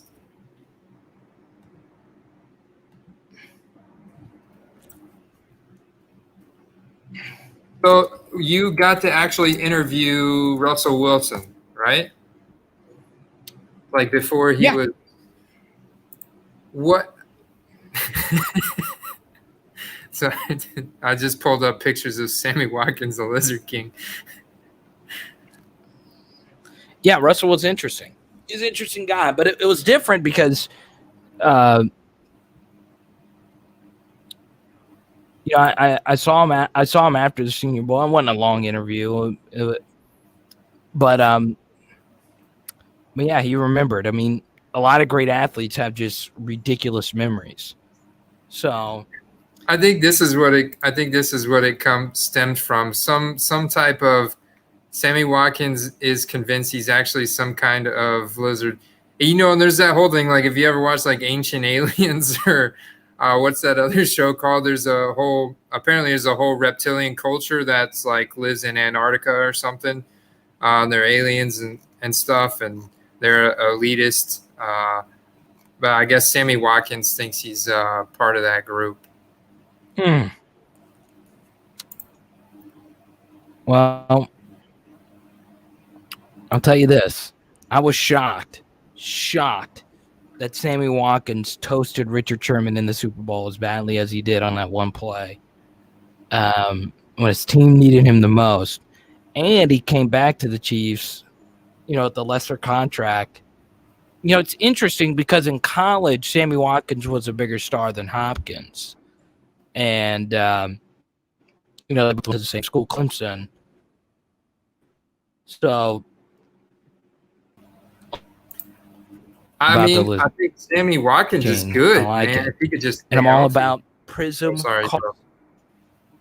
Yeah, I'm all about. So Ziggy told us earlier that the new Prisms are going to come out in November. Pretty freaking excited about that. So, I don't know. I'm ready to get some Joe Burrow PSA 10s. Let's go. Yo, what's up, Midnight McPhee in the house? Midnight's swung through? What's up, Midnight? Let's see. Melvin Gordon Topps Chrome. I wouldn't trust Rager. Are Topps Chrome worth anything now? Yeah, bro. Like you saw Allen Robinson's. Like that's the set. Like if you go back before 2016, is the first year they made the optic, right? So pre-optic, there was still the Prism, but outside of that, you want the Topps Chrome. Like Topps is coming back in football, I think. It's up for debate, but Panini has a contract with the NFL. So right now, Topps cannot produce cards that have the NFL logo or any official NFL proprietary stuff. Like they can't show players in their uniforms with the NFL anywhere on it because Panini has that contract with the NFL. But that contract expires 2021. So Topps is probably, I think, I don't know. It's debatable though because Panini is so big now and they've got such a stronghold on the market that they'll probably re-up that contract with the NFL. Probably re-up that contract, but Topps is still big in baseball. Like I think the Bowman Topps owns Bowman, right? You guys correct me if I'm wrong, but I'm almost positive Topps owns Bowman. And Bowman's like the hot set in baseball. So like 2020 Bowman Chrome. So, but basketball and football is like all Panini now. Well, I'm all in on Prisms, man. And it's weird because those are the only cards I really like. I still haven't bought like one of these Donruss optics.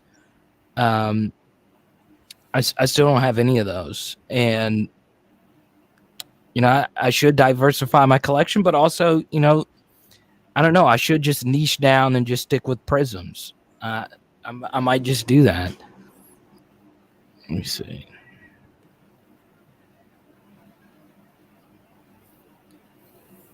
All right. I'm tapping in. Oh, they're there. I'm tapping. Are you reading the comments? Topps is Bowman. Yeah, I'm learning right here.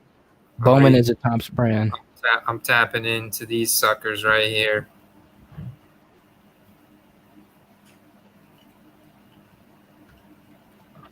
It's not football, but I bought my first PSA 10 recently.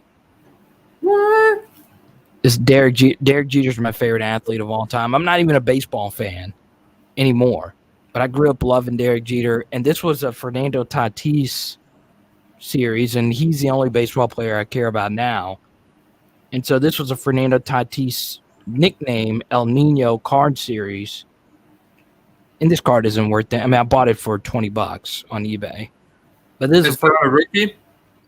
no, it's just a card. But I've always wanted a PSA 10. It was only $20. It's in my personal collection. I like the way the card looks.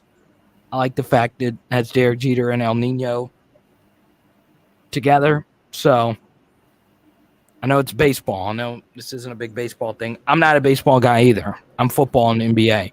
But still, I want to start buying some NBA PSA 10 soon. Zion Williamson, my boy Ziggy and I, we're going to be racking up those Zions. If they get below 400, which I don't think that they will, I don't think it'll ever get that low. But if they do, hopefully midway through the football season when people forget about the NBA, I'm going to go buy them up, and then they'll be selling for $1,000 when he has one big dunk next year.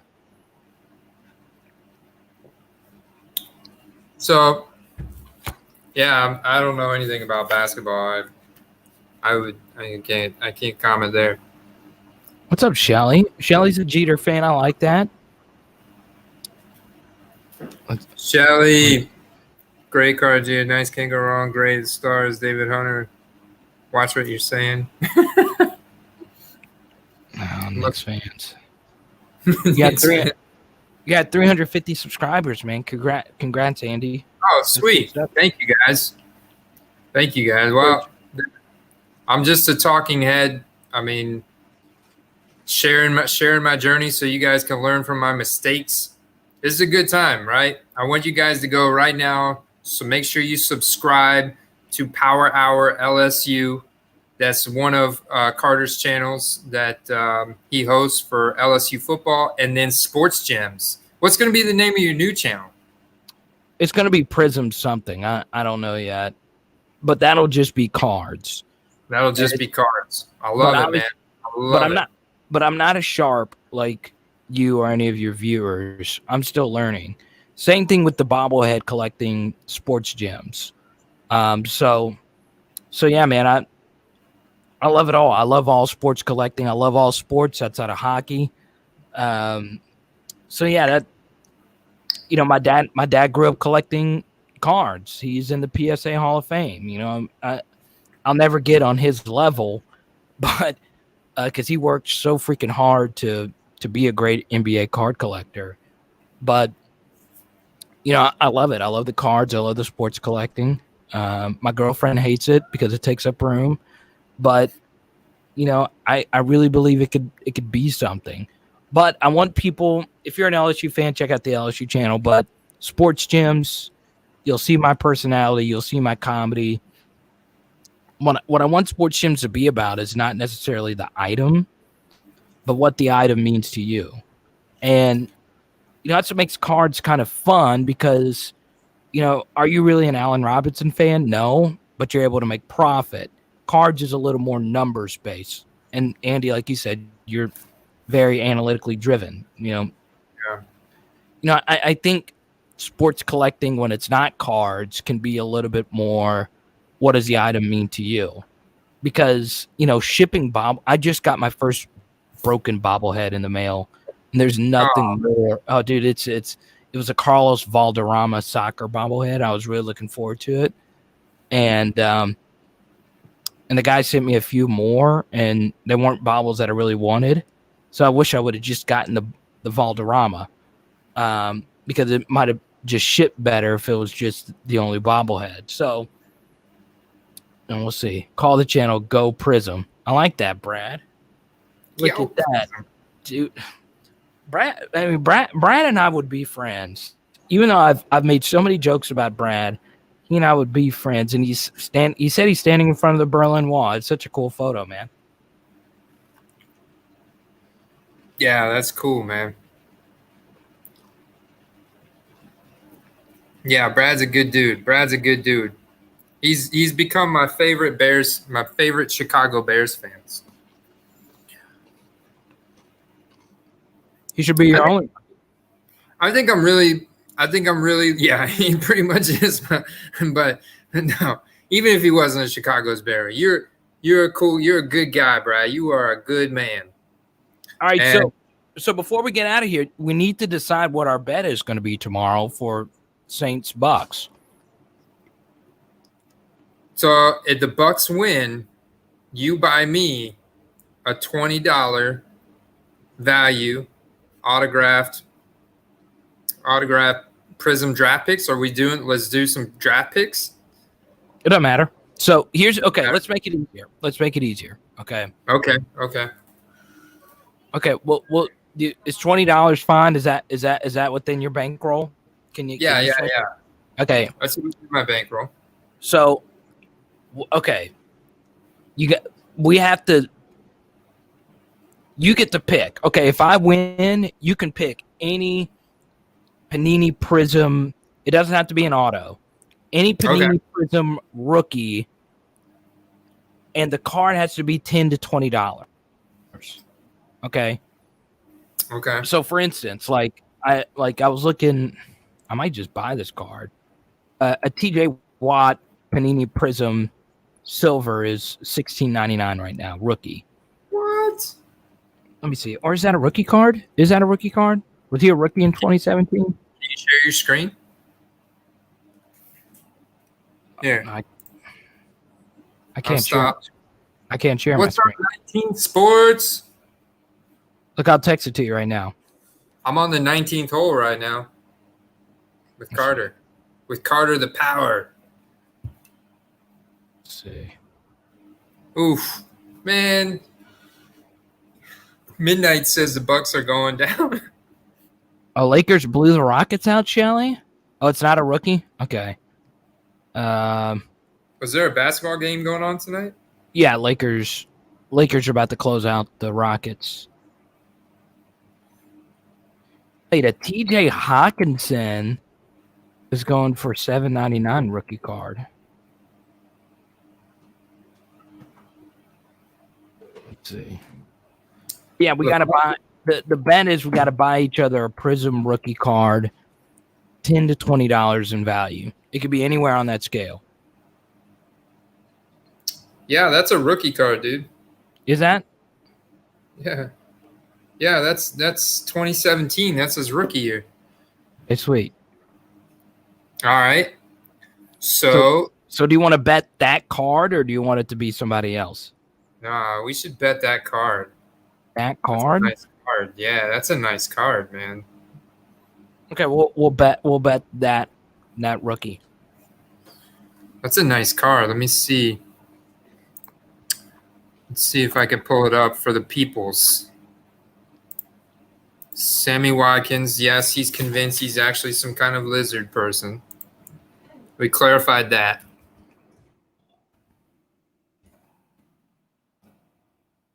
Let's see, 2017 Select Prism TJ Watts. Not graded. It's actually, I think it's a Panini Prism. It's a Panini Prism. Yeah, it's just a Panini Prism, which is even nicer. Like, that's a great price point on that. $5.51, 99 cents. It's a buy it now, isn't it? Buy it now. Buy it now. That's one for 19. Yeah, but this one was 19, which is still like in our budget for the bet. 25. Did someone buy that before? Okay, well, this was the card. This is the card. It's not the exact card, but this one's only $10. You can still find deals on eBay all the time, man. You just have to like weigh out the shipping. I think no, that's not it. It was one of those. Autograph though. What's a Cooper Cup doing on there? Oh, it's a pick a card. Man, look at that red, white, and blue one, dude. $14.95. I like it. It's not bad. PSA 9 for 80.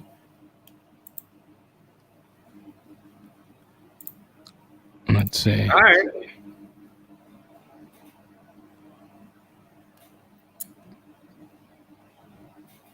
All right. All right. Well, I'll make a deal on that. Luckily, I got Deshaun Jackson, going to start him instead. Yeah, so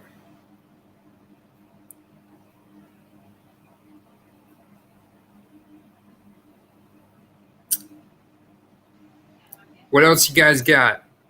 You guys got questions on your Brady better play well? I have him in fantasy, but stupid Evans is injured, so that's screwed.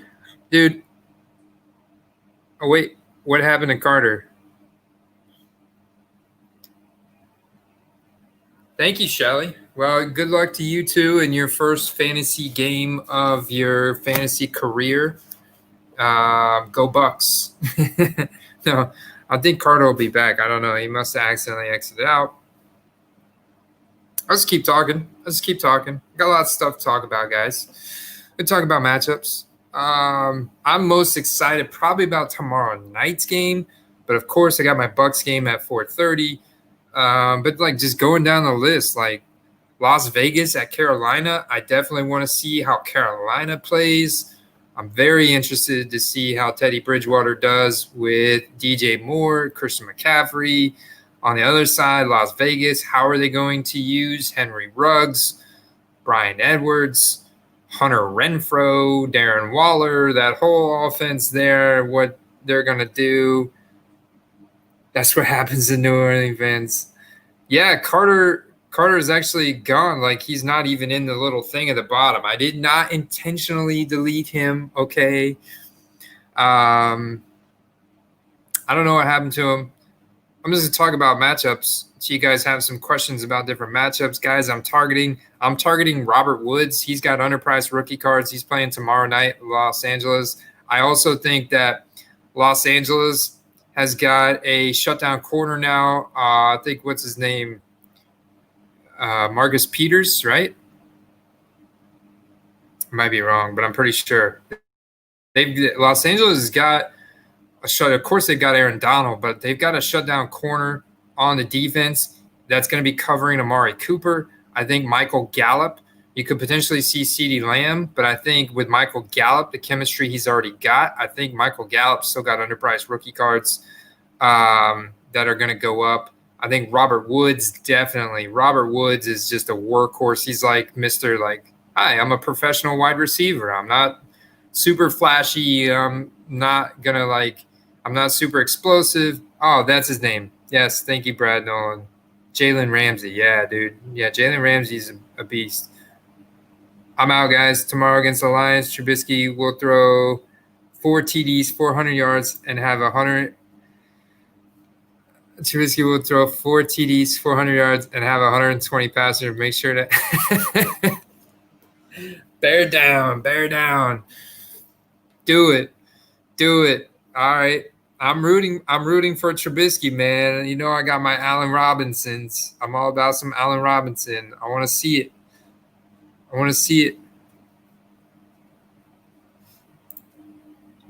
I'm curious if how the smoke stuff affects the California games, even if they do play.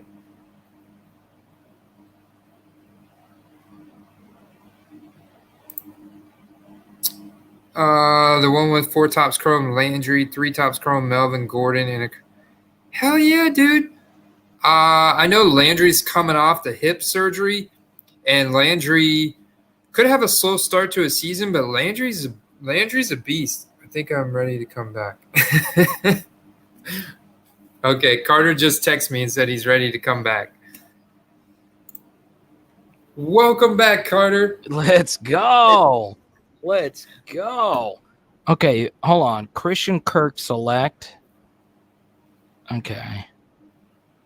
So, what's going on, man? While you were gone, we were talking about players and matchups. I think you were looking at some cards to buy before you left.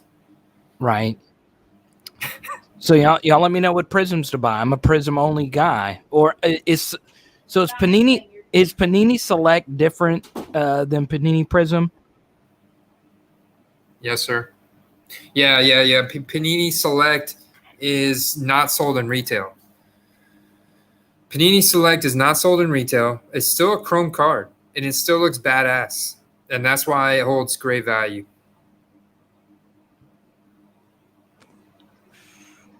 So yeah. So we're going with the TJ Watt card, that rookie card. Yeah, we gotta solidify our bet. All So right, we're that's going it. with the TJ Watt. Bucs win. You gotta buy it for me. Saints win. I buy it for you.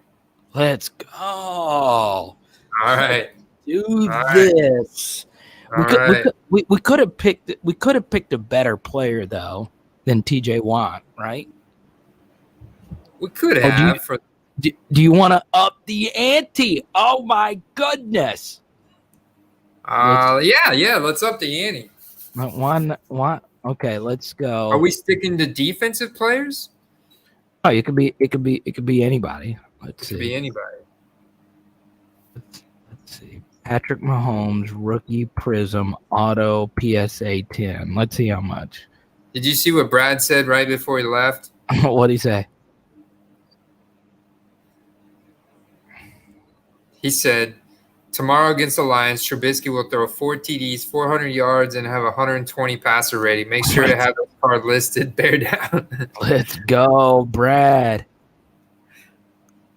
Brad's my homie. Let's see. Yeah, man. Tomorrow. I'm big on who else I'm big on? New York Jets, dude. I'm big on. Yeah, man. New York Jets at Buffalo. That's a New York versus New York competition right there. I know it's got a 39.5 over under. It's like the lowest over under on the slate. And Buffalo's favored to win by 6.5. But I just think that they have the Jets undervalued, man. I think the Jets players in general are undervalued. Yeah, I guess Buffalo's does have a top 10 defense, but I think Darnold's definitely a way more accurate passer than Josh Allen, and his rookie cards are like kind of underpriced. And but even going down the line, like I just bought a bunch of Jamison Crowder rookie cards, and I don't know how smart that is, but they were so cheap. They were 50 cents, so I bought them. And yeah, Jamison Crowder, Le'Veon Bell, underpriced rookie cards. Le'Veon Bell, I think he's going to have a better year this year. And then on the other side, Stephon Diggs could be Josh Allen's saving grace. Let's see. You know what I'm excited to see? I'm excited to see Miami beat New England too. I'm excited to see Miami beat New England in New England. Because I've got a lot of exposure to Devontae Parker, and bullish on him from a fantasy and football card aspect. Is it You true? got Jameson. Wait, this Le'Veon Bell is $6? This Le'Veon Bell rookie is $6? See what I'm saying, Carter? You see what I'm saying? Yes, he's underpriced, dude. He's underpriced. Yes, especially if it's PPR format. He may only have 8 receptions for 50 yards because Buffalo does have, and it's either going to be Crowder or it's going to be Chris Herndon. But the Jets don't really have many other options, and they're going to be forced to throw it. They're going to be forced to throw it in this game tomorrow. Le'Veon Bell is going to get receptions. Crowder is going to get receptions. Chris Herndon's going to get receptions. They've got it. I just texted you. Is that his rookie card right there for $6? Looks like it. $6.28 shipping. Sounds right, bro. Hold on. Let me pull it up. Yeah, that's his rookie card. That's his Prism rookie card. Yes. You see what I'm talking about? Limited quantity remaining. This is not going to be like this for long. Like, Lev Bell's cards are going to go up, up. 6 sold, 5 available. That's his rookie card.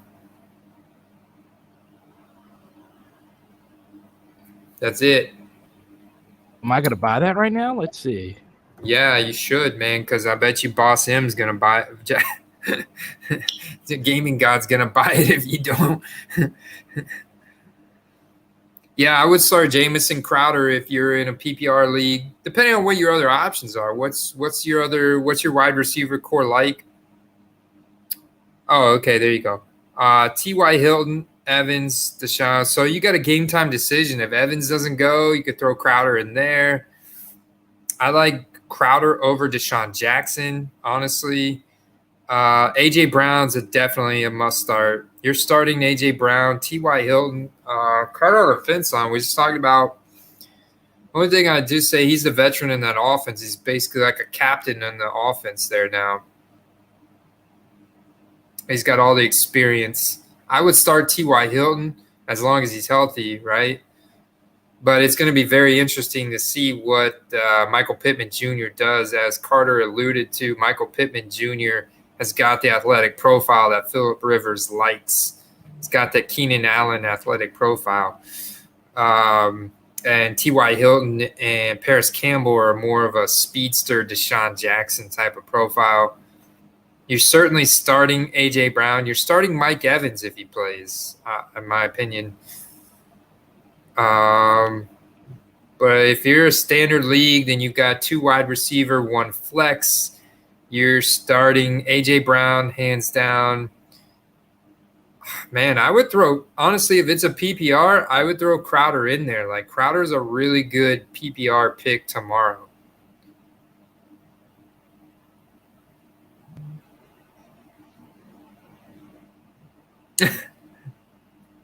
Let's see. Gaming God's like buying cards right now. You might be buying Le'Veon Bell's.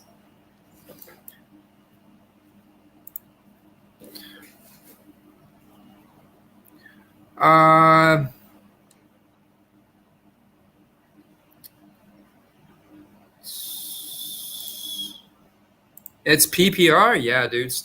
I would start Crowder. I would start Crowder. I like Jameson Crowder, low floor player. Yeah, man.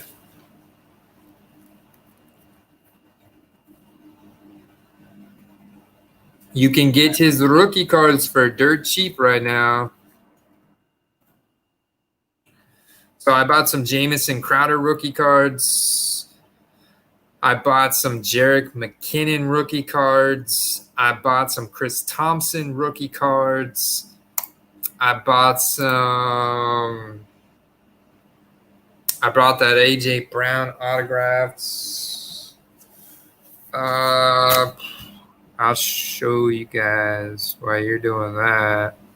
This Le'Veon Bell is rookies going for it says dealer on I just signed up for Becket, whatever.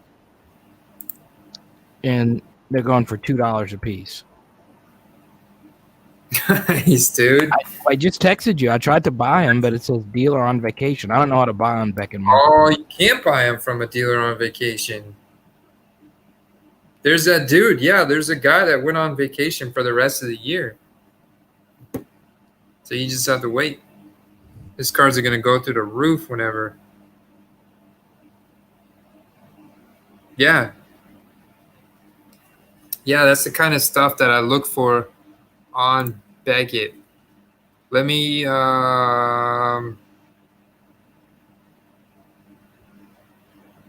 shoot, what is he gonna do?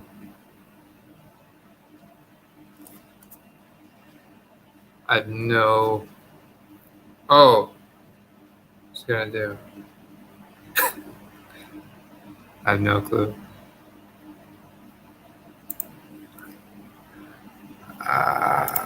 Yeah, I just blanked out, guys. I have no clue what I was doing, what I was gonna do. But I would tell you this. Oh yeah. I remember what I was gonna do. Sorry. All right, sleeper.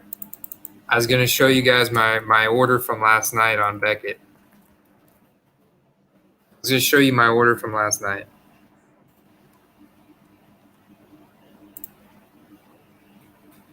My cart. Yeah. I got my cart. My past orders. Give you guys a sneak peek into this one right here. Man, I gotta zoom out a little bit. There we go. View. Yeah, I got a Ronald Jones Select rookie card for 75 cents. I'm still bullish on Traquan Smith, man. I've been buying a ton of Traquan Smith. I got me a couple Devin White rookie cards. Rashad Penny. I like Rashad Penny. DJ Moore. Found a DJ Moore for it doesn't have the RC, but that's why it got missed. A Select Prism Silver. Let's go. DJ Moore, $2. Got me a couple Paris Campbells for $1. Got me another Gardner Minshew for $12. Got me another Select Prism Silver DJ Moore for $2. Got me 4 Miles Boykin for 80 cents. I think he's the number 2 in Baltimore besides Marquise Brown, and Marquise Brown gets hurt or something. He's not like that guy that you can just like throw to every play, you know? And then I'm like, Kevin King's a badass in Green Bay. So I bought a $1.50 Kevin King rookie card, Select Prism Silver. Benny Snell, because we've heard Tomlin say Benny Snell, even though like Snell the Snail is like, Connor is real fragile, and Snell is going to have a bigger role this year. And if Connor gets hurt, Snell is going to basically be the first down guy. I bought a ton of Keenan Allens because Keenan Allen totally underpriced. Look at that. Keenan Allen, Alpha in Los Angeles for the Chargers, $1.20. I'll take that all day. Just sign that big deal. I just told you guys I'm super bullish on Robert Woods as well because he's super underpriced. Zach Ertz, super underpriced. And these guys aren't just underpriced on Becket. I'm seeing Keenan Allen, Robert Woods, Zach Ertz underpriced on other platforms as well. So if you're looking for graded, I think you'll find them underpriced. There's my A.J. Brown autograph jersey that I got coming in. Tyler Lockett, another guy I'm super bullish on because I think DK Metcalf, Josh Gordon just going to take attention. Tyler Lockett's just going to get open even more. I was able to snag another an unparalleled. Look at this, a rookie jersey autograph DJ Moore for $10. Let's go. Oh, look at this. I was kind of inspired by you, Carter. So I bought some Prism draft picks Tyler Lockett's for $1.13 a piece. K-State. Yeah, man. Then I got some Donruss Rookie, more DJ Moore, more Keenan Allen. Bought a ton of Levante David, Topps Chrome rookie cards. Levante David's, I mean, dude might end up being a Hall of Famer. Bought a ton of Topps Chrome Stephon Gilmore rookie cards. Running that defense in New England. I got another Robert Woods, a couple more Robert Woods. So that was that whole order. Ton of value that I got there for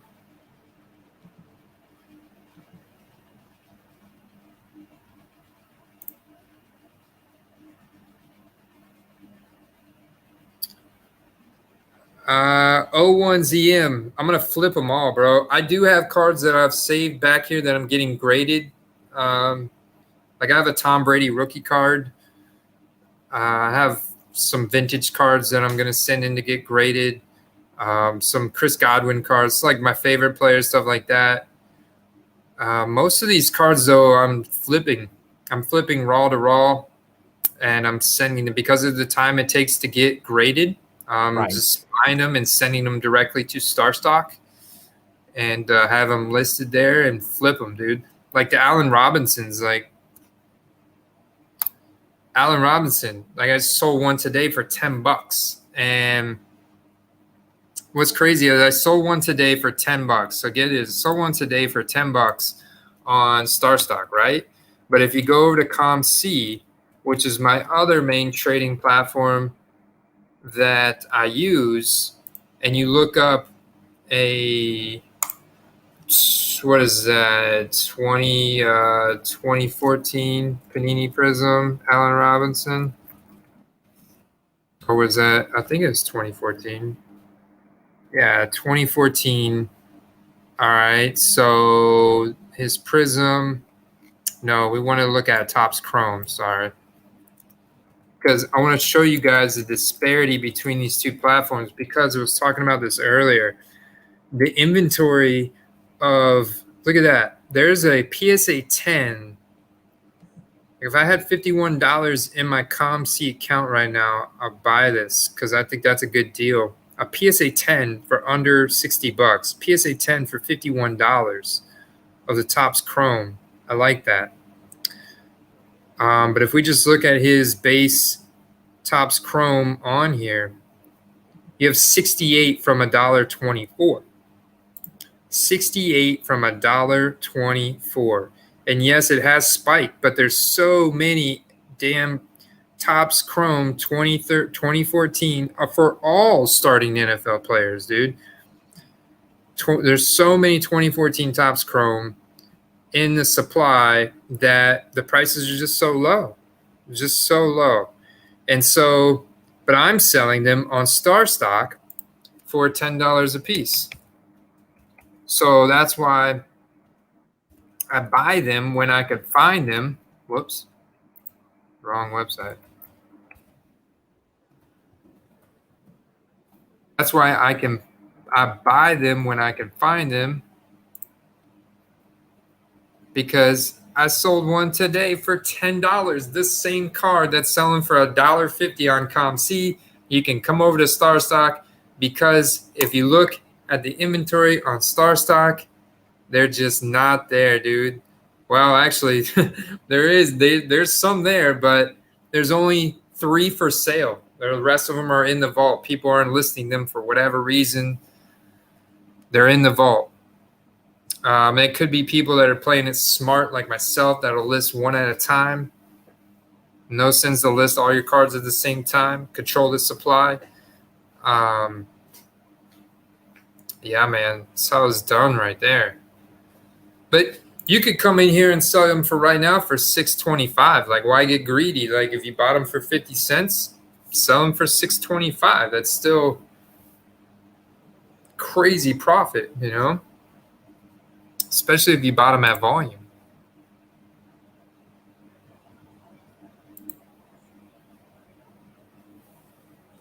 What do you think about all that, Carter? I just talked a lot, man.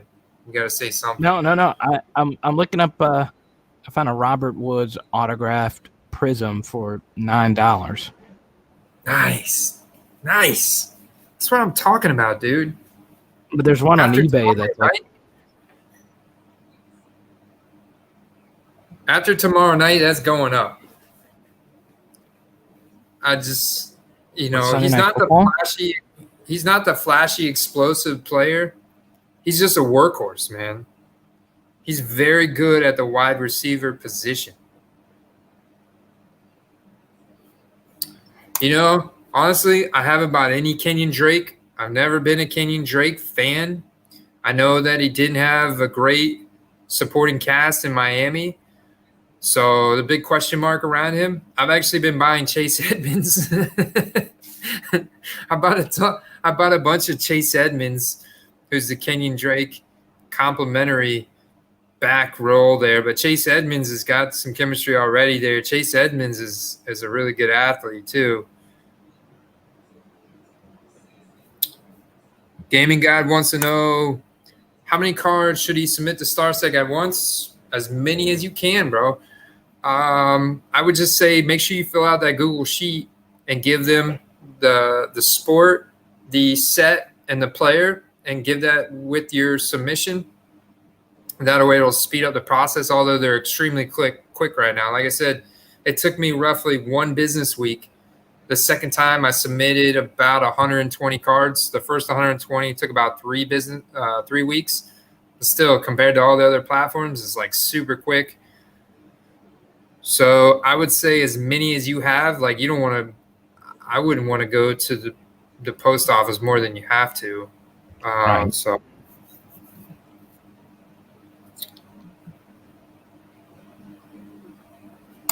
Chris Thompson, yes. I don't know if I mentioned this, but I just bought a bunch of Chris Thompson rookie cards. James Robinson, he's the other running back there in Jacksonville, isn't he? But didn't he get COVID? He just got COVID, didn't he? I know he'll be back in a few weeks, but Chris Thompson, though, is a good athlete, man, and he's got that Redskins rookie card. And I like Chris Thompson's athletic profile better than I like James Robinson.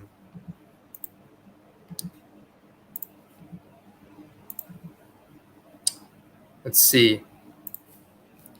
So we go to profiler.com. And look at that. Number 1 trending player on Player Profiler is James Robinson because now he's got a good burst score. That's good. Kenneth Dixon. So the burst score equally weighs and then sums a player's vertical jump and broad jump distances to measure zero inertia explosiveness. Any value over 130 is considered extraordinary for a running back. So he's got a 92nd percentile burst score. That's pretty good. He's got a pretty strong bench press, pretty good agility. Not a very fast guy, though. Not a very fast guy. College Dominator, though, is solid, though. College Dominator is solid. He's only 22. Undrafted, though. Why did he go undrafted? Like, where did he go to college? Illinois State. Okay, that makes sense. Solid, though. I mean, look at that. He was a badass in Illinois State. 300, man. That's a freaking Christian McCaffrey size season right there. His draft position's obviously skyrocketed.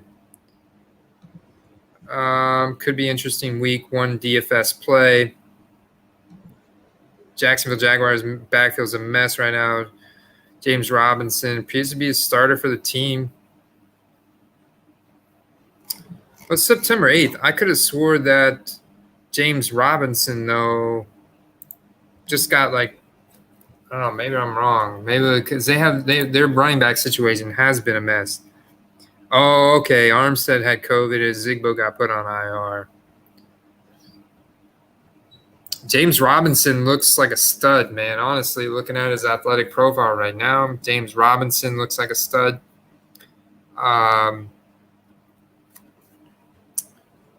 So his rookie year is this year. So you're looking for a 2020 James Robinson, undrafted. I like Chris Thompson because he's –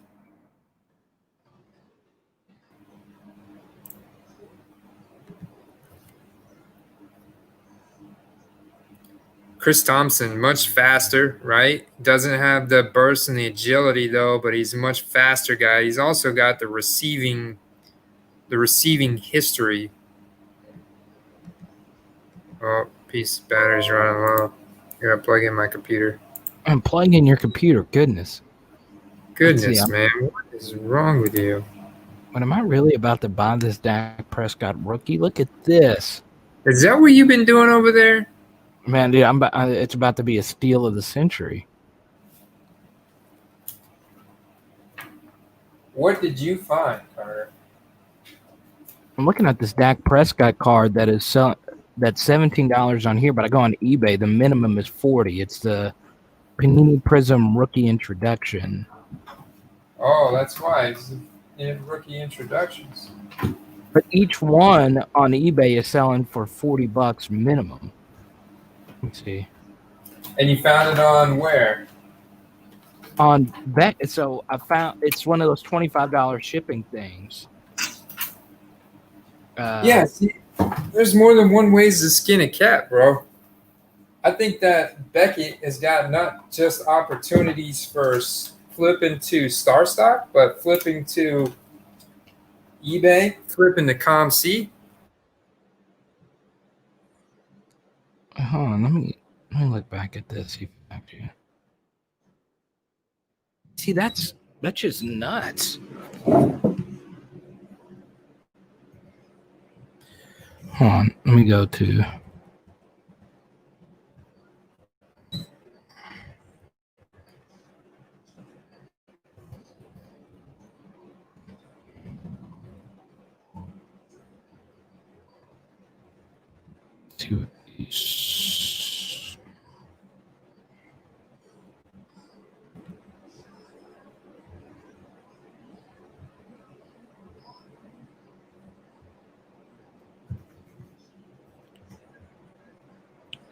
You see, they're selling for legit $25 minimum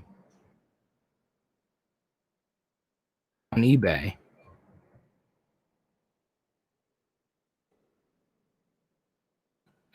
First deal.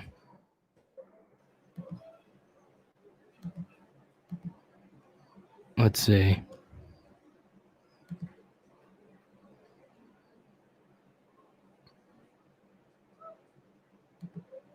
Oh man.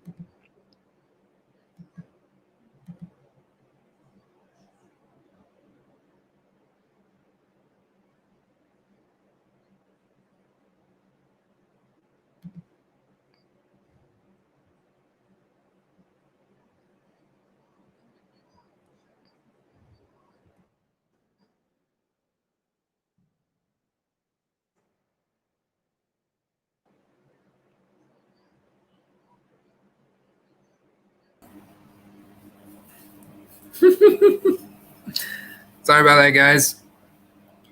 I'll let my computer die. Are you still man, you're deep in the hunt, aren't you? Yeah, I'm I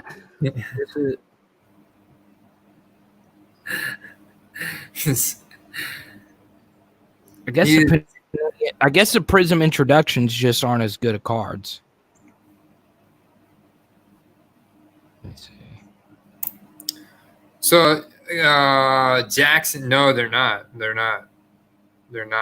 But I think what I was saying is that Beckett's a good opportunity, not just for flipping a Starstock. If you really want to flip, like if you don't have a problem flipping to eBay, I think you could easily buy a ton of different. Like I bought a bunch of Crown Royal Dak Prescott rookie cards for like $4 each that I'm going to send to ComC. But I'm guessing that I could easily sell those on eBay anytime I want. I got these cool like Shaq. I got a bunch, dude. I got hundreds of cards that I bought from Becket that Starstock won't accept that I'm gonna either sell on eBay or sell on ComC. Jackson, are you saying that James Robinson and Chris Thompson is available in your league? Oh man, that's a tough one, dude. I guess if it's PPR, I like Chris Thompson, man. I'm gonna stick with Chris Thompson. What would you do, Carter? Let me see. Who do you say? Chris Thompson or who? James Robinson. He says they're both available in his league. James Robinson's a starter right now. Yeah. So if you need higher upside, I would pick James Robinson, but Chris Thompson's going to have a higher floor just for PPR. Yeah. But if Robinson is listed as the thing is, okay, whenever you get listed as the starter, it's a lot different than actually being used in a game, because the preseason starters are often listed by the PR staff, and that goes with all levels. That's college and everything. So yeah, I wouldn't put too much into that. So I would still start Thompson just because he has a higher floor, but Robinson probably has a higher ceiling.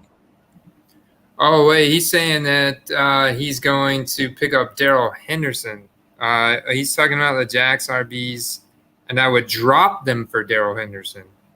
Oh. Well, Darrell Henderson. You think about Darrell Henderson. The thing is, I don't know what the hell Los Angeles Rams are doing in their backfield. I thought Cam Akers is going to end up being. I think from what I've heard is that Sean McVay is going to rotate them around until he finds the hot hand. Then he's going to stick with that guy. Who that guy is going to be could be Henderson. I think a lot of people are thinking it's going to end up being Cam Akers, though. Malcolm Brown certainly won't be him. So keep this in mind, okay? With Sean McVay, all right. He runs a system where he runs basically a very small set of plays, but he keeps the same personnel on the field.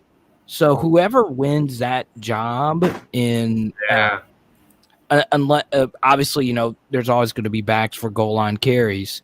But if Cam Akers can come out and win that job, I mean, remember in fantasy, this happens all the time in fantasy. People are afraid to swing for the fences. Like I had so many people say, "Well, yeah, I don't want to risk Alvin Kamara because he got injured and there's contract disputes." Yeah, but Alvin Kamara is one of the most efficient fantasy running backs of all time and one of the best offenses of all time.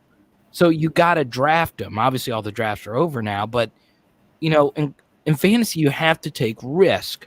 So, yeah, I'm all for playing Cam Akers whenever he takes over that starting job. And if you drafted him, even if the first few weeks he doesn't win the battle, I do think eventually he's going to win the battle simply because his talent is so off the charts. And he's a rookie, and it's going to take him a little while to learn that offense. I'm with you, man. I'm with you. That's why I drafted Cam Akers a lot. That was the reasoning behind why these guys suggested Cam Akers. So, like, a lot of times, like, I'm looking at cash plays, which are basically, when you look at a good cash play in DraftKings, those are pretty much the guys with the safest floor, Right. But I also look at that as like, okay, these are guys that they're very bullish that are going to produce, like Teddy Bridgewater at his price, Christian McCaffrey, Boston Scott. I saw someone mention Boston Scott, and I like that pick because I think Boston Scott, we saw last year, man, he, like at the end of the season there, Boston Scott was taken over back there, wasn't he? Yeah. So, and remember this, okay? Boston Scott was a New Orleans Saints draft pick, and they let him walk. So, look at that, dude. He's a really, really good football player. Oh, he went to Louisiana Tech. That's like in Waterboy, man. That's like the Waterboy school compared to LSU, right? That's only a few minutes from me. That's only a few minutes from you? Yeah. So I live in South Arkansas. So that's about a 30, 45-minute drive, just depending on where you are. I'm glad you mentioned that because I forgot to put Boston Scott in my lineup over Marquise Brown. So, yeah, with Miles Sanders, like, is he playing tomorrow or is he? He's out. He's out. So Boston Scott needs to be picked up. Shit, give me a minute. He got drafted in a lot of leagues. I know I drafted him in a ton of leagues. I doubt he's still available in my one league, but let me see. Love me some Boston Scott. Yeah, you know what? What's his rookie year? I'm about to go buy some rookie cards too. Like this is the thing. Like Boston Scott, I guarantee you he's got underpriced rookie cards that you could flip. Look at that Spark X, man, 87th percentile. What's it? What's so? Let me look at it. What his injury though? They don't have price. Has he been injured a lot? Um, he's only 25, so he's only 5'7". Wow, he's pretty damn short. Boston Scott.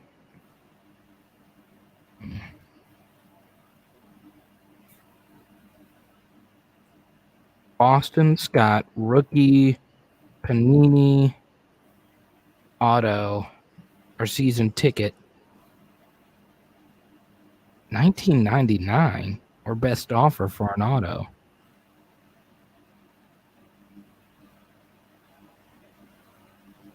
I don't like that because he's in a Saints uniform and a rookie. Of course, somebody got his ass before. Who got him? Yep, there it is. Boston Scott. Sunday. He's been on it, man. The Wachutu tribe. Dang it. Sunday. He got him on September 6th. That was last Sunday. Son of a gun. Well, Miles Sanders will be back. What the hell's going on with him? Overrated. That's the problem. Hamstring. Hamstring suck, dude. Come on, Boston. Damn. Andy, where'd you go to college? Hillsborough Community College. Good, man. My wife went to University of South Florida, though. She's a college graduate. I'm not, but but I'm the breadwinner. Hey man, I should have gone. I have my associate's degree in business administration, and I could have gone to University of South Florida, but I didn't want to spend the money. I said I can make it on my own, and so all the guys I work with now all have college degrees, so I'm doing all right. I felt like it was if I would have already started at university, I would have finished it out. But because I was, I was a total shithead in college, or not college, high school, and I basically barely graduated, just for like pure. I didn't want to do anything. Didn't want to do any of the work, and.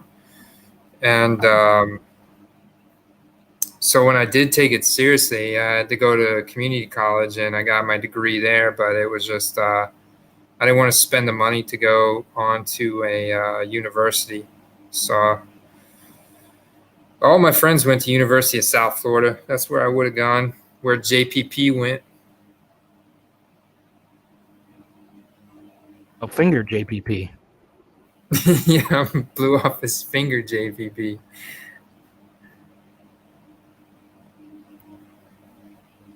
He dropped. Okay. He just picked up Boston Scott. Should I play him over Jamison Crowder or Kenyon Drake? Man, it's tough to play him over Kenyon Drake. I would play Boston Scott over Crowder, though. Right? I mean, I would play Kenyon Drake. I think if you drafted Kenyon Drake, you're playing him tomorrow because his ceiling could be really high there.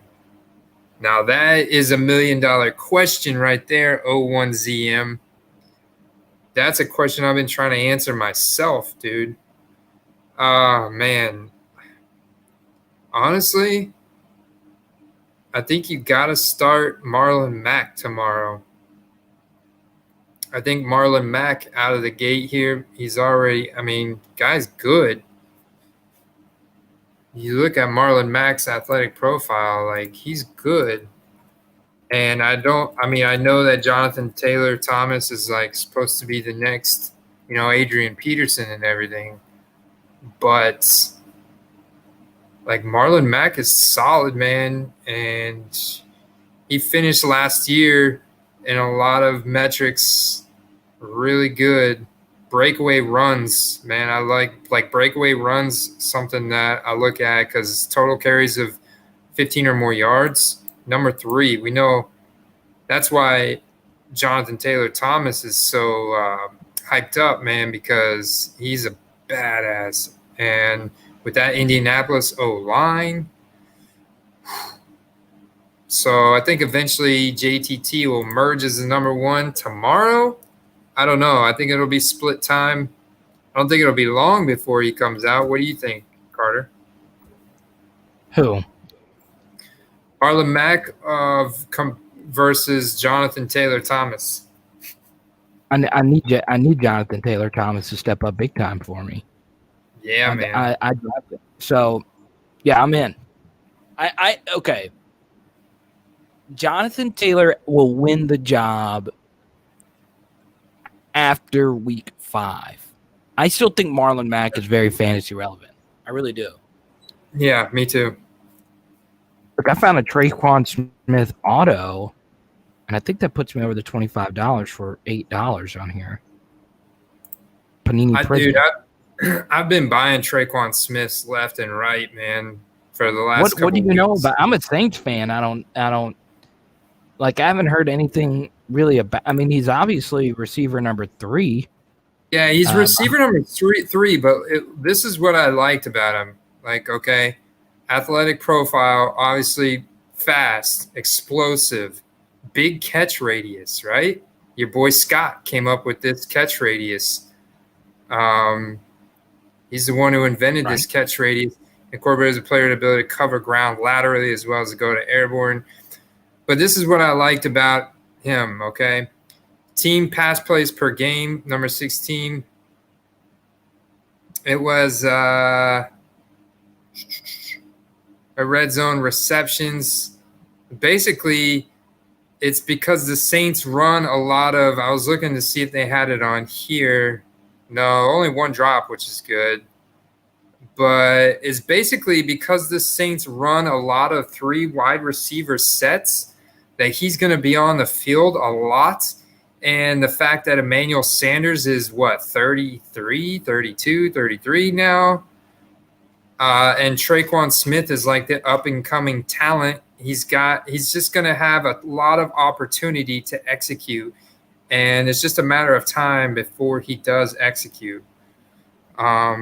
His college yards per reception, 17.4, very good, solid college dominator, really good breakout age. So the point at which he started creating at least 20% of his offense's production, 19, which is solid. He's 24 UCF. That's why I've been investing in Traquan Smith.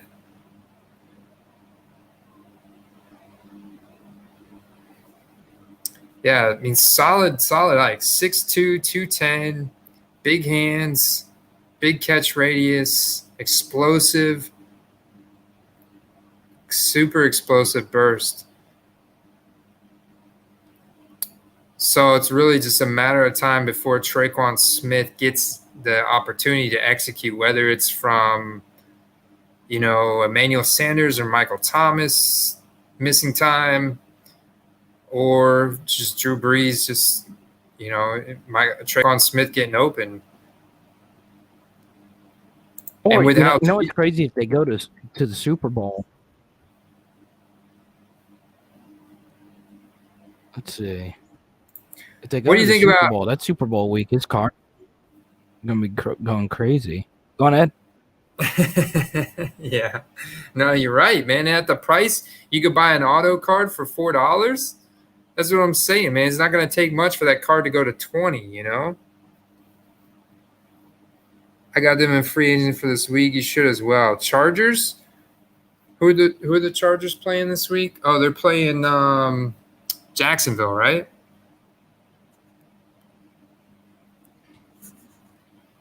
Oh, no, they're playing Cincinnati. Cincinnati's playing the Chargers. I don't know, man. I think Joe Burrow is going to surprise people. Let's go. Justin Jefferson? Yeah, I mean, they basically drafted Justin Jefferson to replace Stephon Diggs, and they traded him away after seeing how good freaking Stephon Diggs is. Really good, man.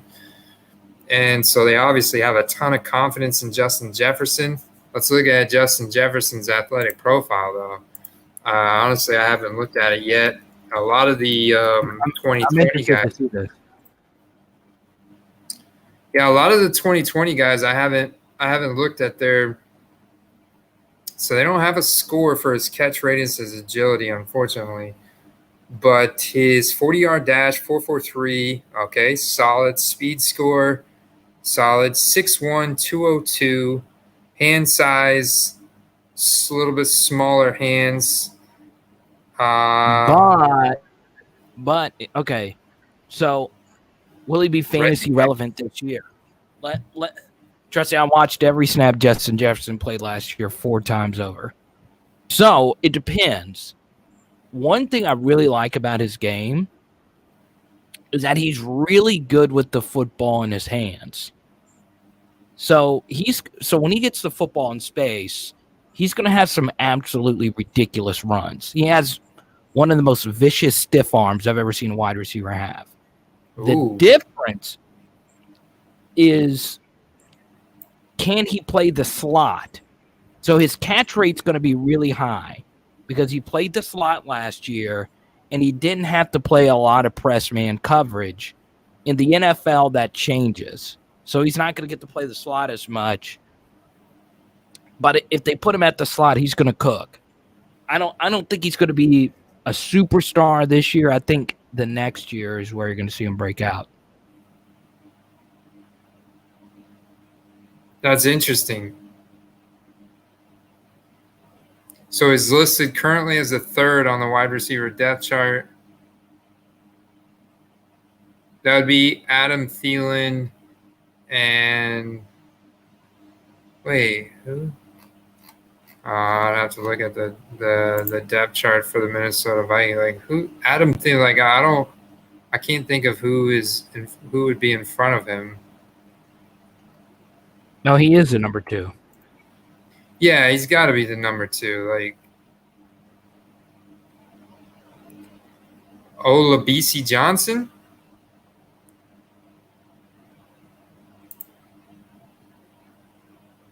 No, Jefferson gonna take over this guy all day, probably. Not Olabisi. Olabisi Johnson got some big ass hands though. But I like that Justin Jefferson profile. He's a lot faster than Olabisi. He's got a better speed. Speed score is like a big thing about yards after catch. It's really correlated closely with our yards after the catch. And that's what we want.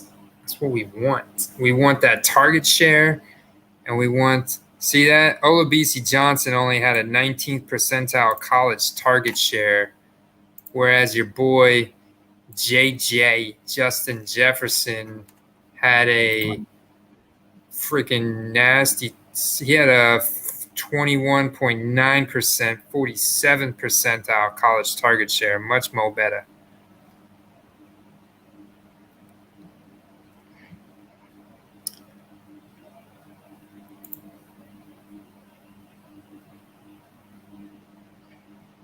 The Fantasy Couch posts his fantasy rankings, so shout out to the Fantasy Couch, Gaming God LJ. I have not checked him out. I'll have to check him out, bro. I'll have to check him out. If he's making good content, I will subscribe, whether he's big or small. That's what I'm all about.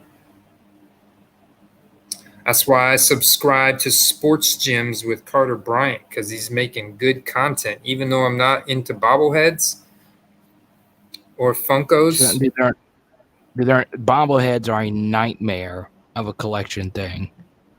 That's why I'm kind of sort of switching over to cards. So here's the problem with bobbleheads is that, I mean, they're so freaking hard to ship. They're so freaking hard to ship. Because that big And box. Well, it's just because they're fragile. They break easy.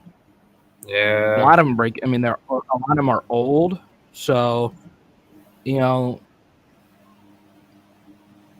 you really gotta be careful. Let's see. What are you looking at? Wait, why is this Alfred Morris so cheap? I'm trying to complete my Becket. I'm trying to complete my Becket order here. They all keep interrupting me. Man. I do sub to all of my subscribers as well, Gaming God. I think when I saw your channel, you opened some basketball cards, but I never like I watched your one video, but you were breaking packs, and yeah, man, hey, I want to support everybody, especially guys that support me.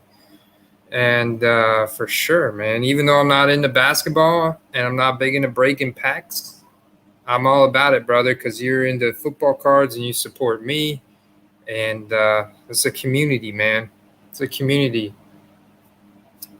Speaking of which, I'm going to move my live stream to Wednesday nights. I'm going to move my live stream to Wednesday nights at 9 p.m., maybe 8, maybe a little bit before 9 p.m. Oh, you stopped doing vids? Should keep doing vids, man. Why'd you stop doing videos?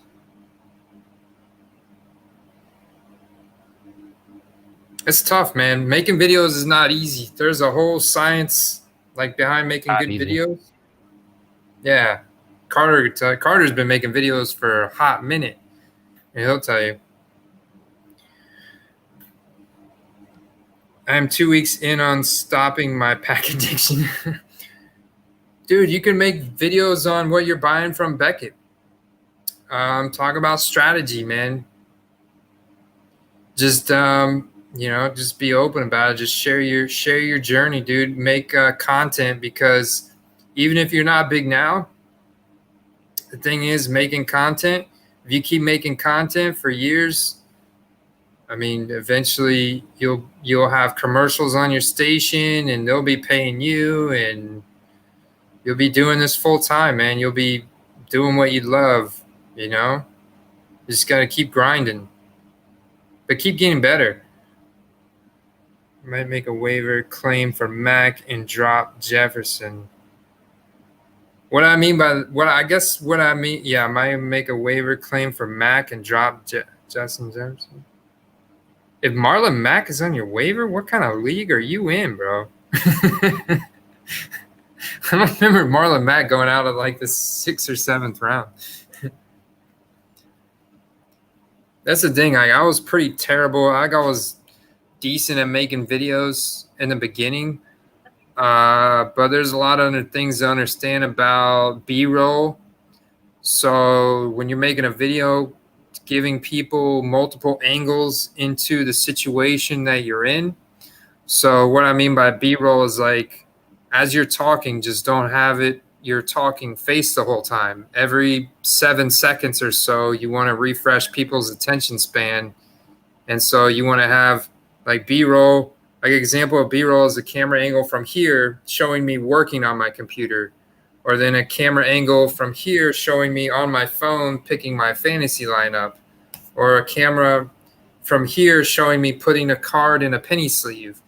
Just a different visual that you can throw in while you're talking about whatever it is you're talking about. Really and you look at all the top YouTubers, they all do this, dude. So I like to watch Casey Neistat, of course, but Matt Diavella. Yeah, the GOAT. But Matt Diavella does a great job of this, dude. And even a guy that's very analytical like myself, Nate O'Brien. He's this young dude who's a millionaire now. But if you watch his YouTube videos, he's great at adding in this B-roll footage of these other angles of while he's just talking about a whatever subject it is. and that's it, man. The videos that I make that have those different angles, and I add in the different visuals, like even adding in visuals of you talking about investment strategy while you have a visual of you walking through a card shop or you going through cards. But just don't keep it on that. Remember, like don't leave it on that visual for too long. You want to, think about sometimes in a movie how fast the frames change, and then other times the frames are stay on one thing for a little while. So it's tough, man. There's a whole science and art behind it, because it takes a lot of creativity. At the same time, you kind of have to follow like a format to make good videos. I don't know. What do you think about that, Carter? B-roll is very important. Yeah. You also got to remember, and this is so key, and this is what helped me in radio, is that the most important person that you need to think about is not yourself, but the person consuming the content. Yep. So, like, for my first card video, you don't want to overthink it, because if you overthink it, you'll just shoot a bunch of different things. But ultimately, like, for instance, this live stream that we're doing is not very optimal. We're on here for 3 hours. No one's going to come back and watch 3 hours. A lot of this stuff's going to be, we're mostly just hanging out, but we know that. Yeah. Like, for instance, I've shot 3 different versions of videos that I was going to do for Sports Gems with the Prism Joe Burrow flip that I did. And the more I research it, the more I'm like, holy crap, I really flipped those Joe Burrow cards for a pretty big amount. But I know nothing about cards. I'm still very early into this. So how I frame the video is going to be very weird, because, I see these Joe Burrow bases. None of them are really going for $85 a pop, which is what I sold them for. So how am I going to relay that to people? Hey, I made a stupid purchase buying all 6 of these Joe Burrow cards for $300 a few weeks ago. Well, it wasn't stupid because it meant something to me, but it was kind of stupid because rookie cards do decrease in value. But look, I bought it or I sold it and I made a lot of money off of it. Then how is a person going to receive that? So this guy who knows nothing about cards flipped it for a $150 profit. And I'm not saying this to brag. I'm pointing out that it was luck. It wasn't a firm strategy. I was lucky I came across your video to tell me that it's probably smart I flipped the Joe Burrow draft picks, because if he does do well, the bingo cards are what's going to be. So I reshot the video twice, and I'm currently editing it, and I still don't like it because it doesn't really go along well with some of the other videos that I'm doing. So, it's tough, but you can't just have a camera on your face unless it's really, really well cut, or unless you're really, really freaking captivating. You can't just have a camera on your face and just do 10 minutes with a bunch of uhs, and whatnot. So B-roll is so, so, so important. David Montgomery's not playing tomorrow, so you shouldn't start him. He's probably not playing tomorrow. That might have changed. I'm not sure. This other dude said Tyler Boyd or Deshaun Jackson for PPR flex. I'm going Boyd all day. Yeah. Welcome, by the way, Aiden. Welcome, by the way, brother. And M. Desai. Hopefully I said that right. Yeah, man, I'm excited to see your videos because your videos are good, and you didn't you're naturally a good creator. You're very creative.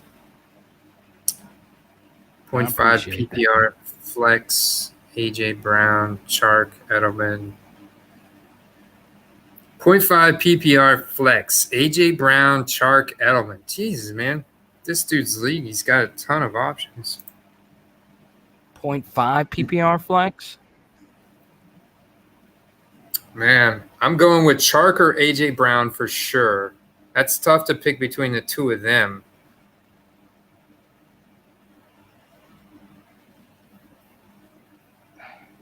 Who's Tennessee playing tomorrow? Dang it, I forgot.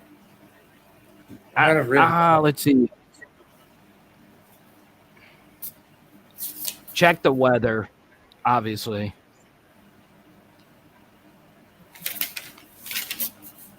This dude I has had it some. written.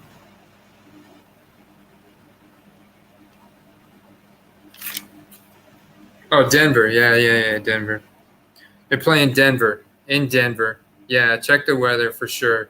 Denver by 1.5. Oh, Von Miller's out. You know, it's a Monday night game too.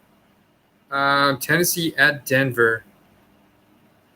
I mean, I like AJ Brown all the time. Yeah, I'll take AJ Brown there.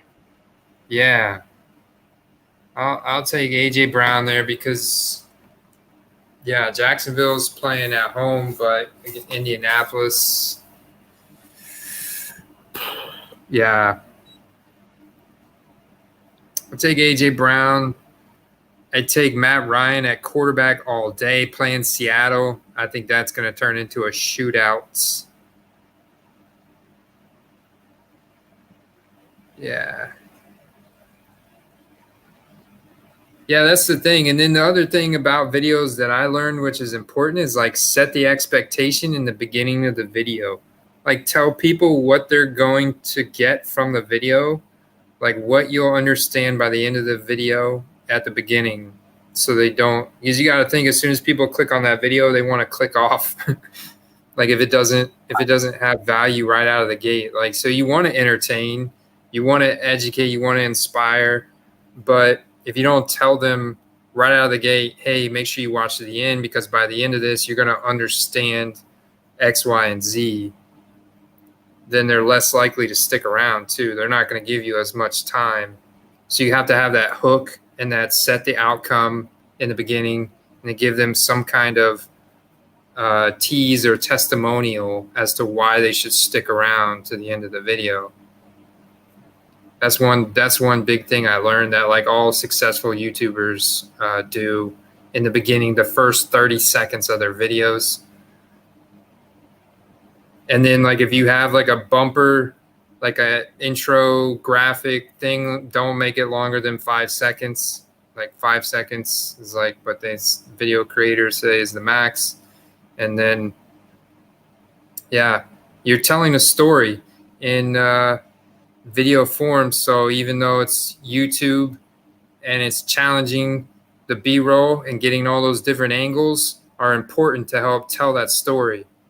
So like whenever I was recording my video on where are all my Becket packages at because they were getting refunded in this and that, like I had B-roll in there of me peeking out the blinds of my front window looking for the mailman. I had B-roll of me opening the empty mailbox, B-roll of me yelling at the mailman where my package is. All that stuff just builds tension. It helps people like really draw out that emotion in people, why they want to keep watching that. And that's the secret to a good YouTube video, because the longer someone watches your video, the better audience retention you have, the more likely YouTube is going to put your video in front of other people. That's it, man.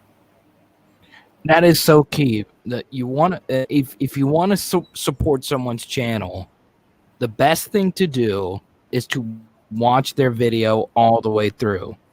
Yeah. And then the next best thing to do, obviously, is subscribe. But don't just click on someone's channel to support them and then say, okay, I supported them. Time for me to move on and eat my turkey and ham sandwich. Ugh. No, don't do that. Yeah. Watching a video to the end and leaving a comment. Like they look at comments as well. Like videos that have a lot of comments, they look as more successful videos as well. But audience retention is huge because the YouTube algorithm is very smart. And if they see that someone watched this video almost entirely the way through, like the majority of the audience is watching this video all the way to the end, and they have someone else types in football cards, and even if it's me going up against Jeff Wilson, the sports card investor or PSA collector who's got 50,000 subscribers, but people are watching my video to the end, my video is going to be right there next to theirs, you know? And that's how you can grow on YouTube. That's how some videos go viral, you know? And it's especially important because we're in a very niche thing. Yeah. So like, it's kind of crazy that you have as many subscribers as you do now. And that's not me taking a shot at you. It's more me saying how freaking hard it is in sports collecting to actually grow something. Yeah. I mean, I've had a lot of help, man. I've had a lot of help. You know, Brad, the sport comeback card investor, he's helped me out a lot. Just from helping me understand all these things that I've just been talking about, and also bringing me on his channel, collaborating, allowing me to collaborate with him. And then from there, it's like, okay, I've just done a ton of research. I've watched a ton of other videos on how to make good videos. And then I do have a good understanding of how to build a community, how to treat my friends. You know, that's just kind of innate things. Like, I treat all you guys as my friends, building a community. Just like, you know, you build a good business, like good businesses, you know.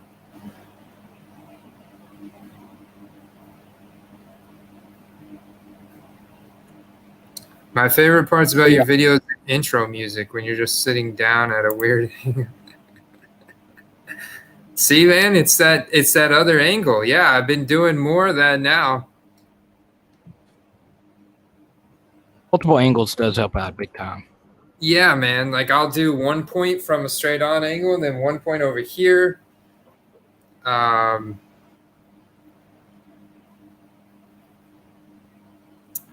That's awesome, Jackson. I appreciate it, brother. Yeah, you're awesome, man. You're always commenting, always watching. I appreciate it, man. I watch you more than him now. Sweet. Well, I talk about nothing but football too. So, like, my niche is not just sports cards. It's football cards and fantasy football. That's it. That's what you get. Like, that's the one thing I feel really good about. Like, you know exactly what you get when you come to my channel.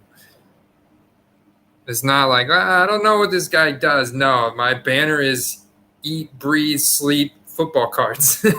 You know, that's what you get, man. Hey, can I show you something real quick? Look at this. Yeah. So we were talking about defensive stars, right? And maybe there one day being a market for defensive stars. Okay. So Becket Marketplace, Jalen Smith, Panini Prism, RC are $2 per card. Dang. We're talking Dallas Cowboys. Wait, hold on. If this is, they're selling for $15 raw on eBay.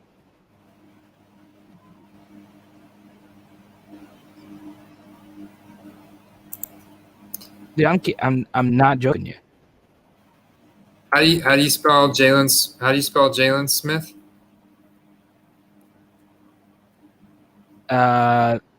With the Y.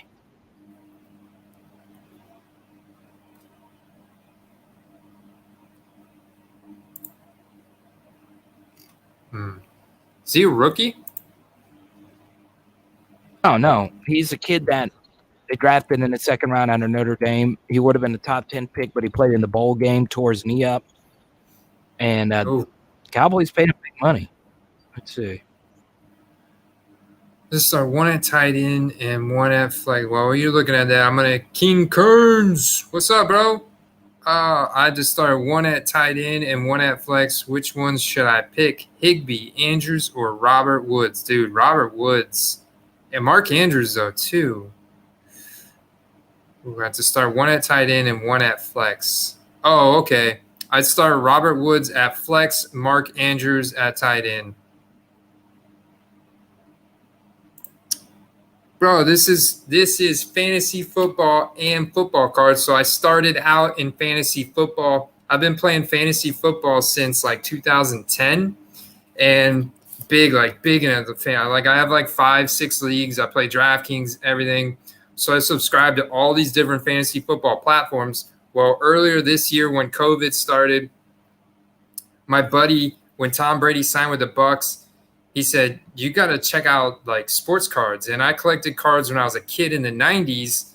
And so I checked it out and I realized that there's platforms where you could buy sports cards online, like you're selecting your DraftKings lineup and immediately turn around and flip them. So what we've been doing is correlating fantasy opportunity, fantasy projections based on all of our experience and knowledge now with football cards, dude. And we're making some pretty decent money and we're having a ton of fun and it's a blast, man. So we're building our personal collections, making money from football cards. And so the whole purpose of my channel is fantasy football and football cards. But yeah, he thought this was straight. But to answer your questions, I would go Robert Woods in the flex. I think Robert Woods is going to have a big night. So if you want to parlay that with some Robert Woods rookie cards, I'm all about it. I've done that myself. And Mark Andrews, I think he should be considered part of the big three in tight ends in the league. And so I would be starting Mark Andrews and be buying his rookie cards as well. I bought a bunch of Mark Andrews back in June. Join the quest. Thank you, Jackson, man. You are the man. I got to do a giveaway for Jackson. Let's go. Let's go. Let's go. Wake Forest covered. Let's go. I knew Clemson would call the dogs off in the second. So the line was 34. Clemson was at 27-0. I was like, Clemson's going to empty their bench in the second half because of COVID. And it ended 37-13. Nice. So you won your bet? We got ourselves a good little cover. Nice. Because of that, let's spend some money on here. No, so I bought. I'm going to buy 5 of these Jalen Smith rookie cards. He plays on America's team. This seems like a steal. It seems like a steal to me. Why is Jalen Smith not coming up on my player profiler? Wait. Hold on. Why wouldn't this? Are you kidding me? Dude, these rookie stars are so damn cheap. Yeah, man, it's because the demand's not there, bro. Oh, Jalen Smith. Is it Jaylon? Yeah, Jaylon. Ah, that's why he wasn't coming up. Okay. People want to see who this Jalen Smith is. Well, he's going to be on America's team. He's going to be on TV a bunch. And yeah, I've seen a few of his cards on eBay sell for Notre Dame. Drafted in the second round, like you said. 6'2", 223. Myles Garrett rookie card, Samaje Perine, Donnell Pumphrey, D.D. West. Okay, that's not worth it. All right. Oof. I'm just kind of shocked that these. So there's no defensive demand right now. It's not much, man. Not much. I'm gonna buy 4 Jalen Smiths at $2. If they're selling for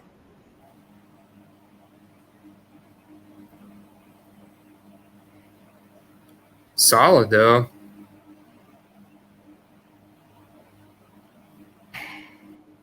$15 on eBay. See what the sold items is on here. One sold for 2, one sold for 5, 2 sold for 15. So it's not that much.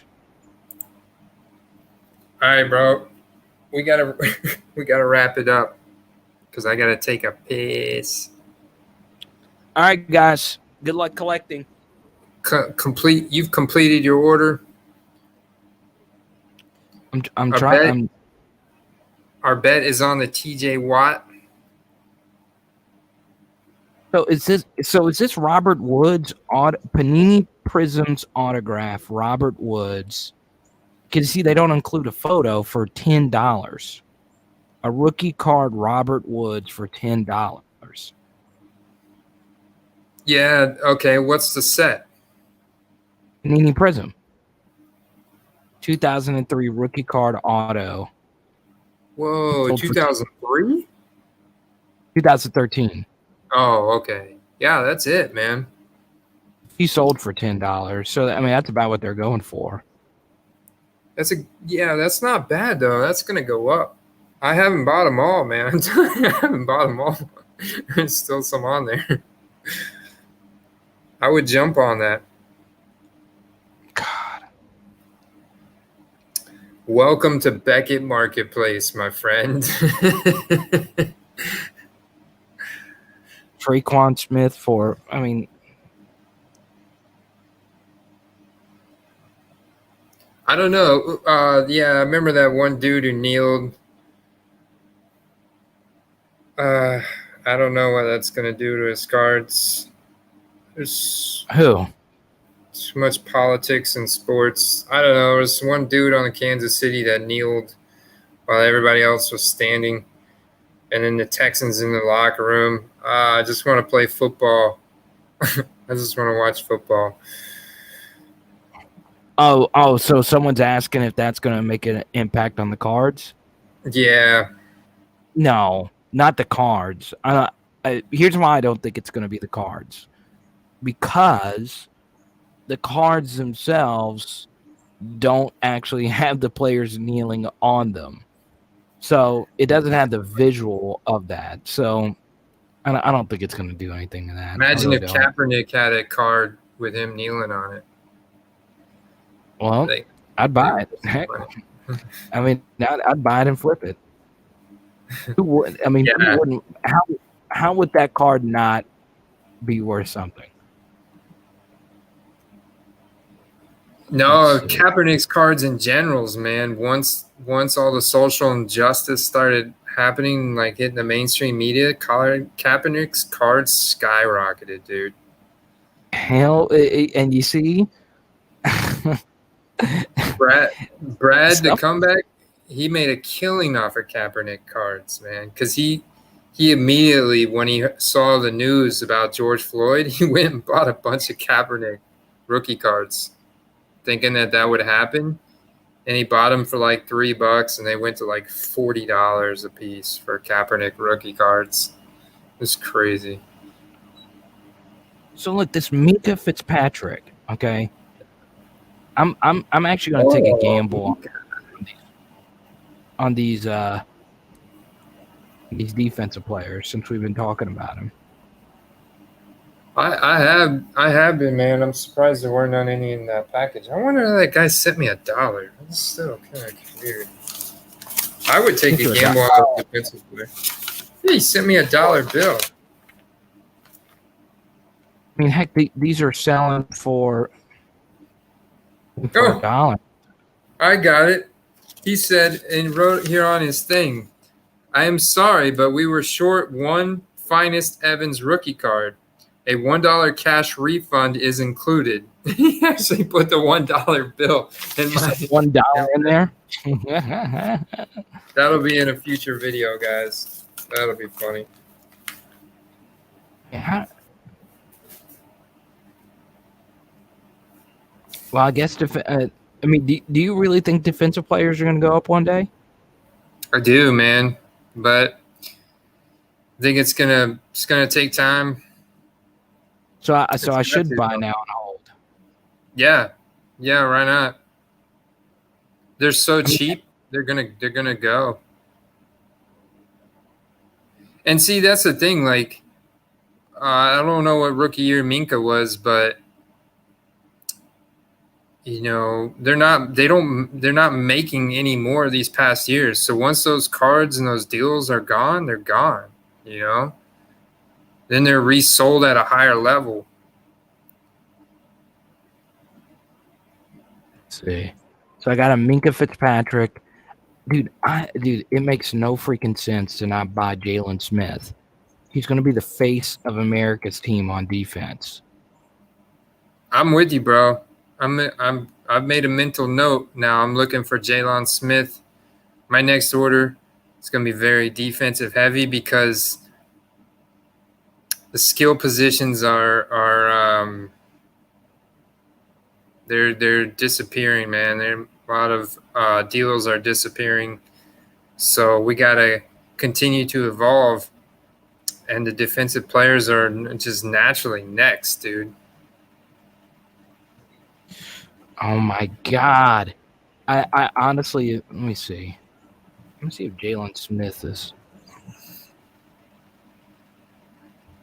What does your wife do when you're doing this? She's probably sleeping. Oh, she's sleeping. Oh, it's 11:30. We got kids. I can see. I can operate on 5-6 hours of sleep. I do it like at least 5 days a week. And she's sleeping. She's been watching that new show Cobra Kai. Oh, is it And any good? It was pretty. It was kind of cheesy though, but it was kind of entertaining. Like I liked it because it's the same guys from the Karate Kid movie as grown Right. up now, but old. So I thought that was cool, you know. Um, but yeah, she's happy to see my Starstock balance. Right. My star. She's happy to see me making money and having fun, being successful. So it's just cool with it. Oh, slow down. Successful. Let's not get carried away here now. Let's see. I'm kidding you. You have been successful. Let's see. Definitely been more successful with selling. Damn, progress over not perfection, right? Wait, so why are these Byron Jones so low? What are they selling for now?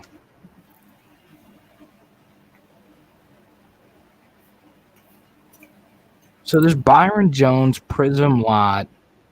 David's business. I don't know what kind of business you own, David, but I wish you the best of luck, man. Hope you enjoy the football games tomorrow. Thank you for stopping by. Yes, it is time to finish up. I'm with you, man. I'm with you. I mean, everyone can leave. Trust me, Andy and I are about to get the. We're really about to. Actually, we got Chris Collinsworth chiming in here in a second.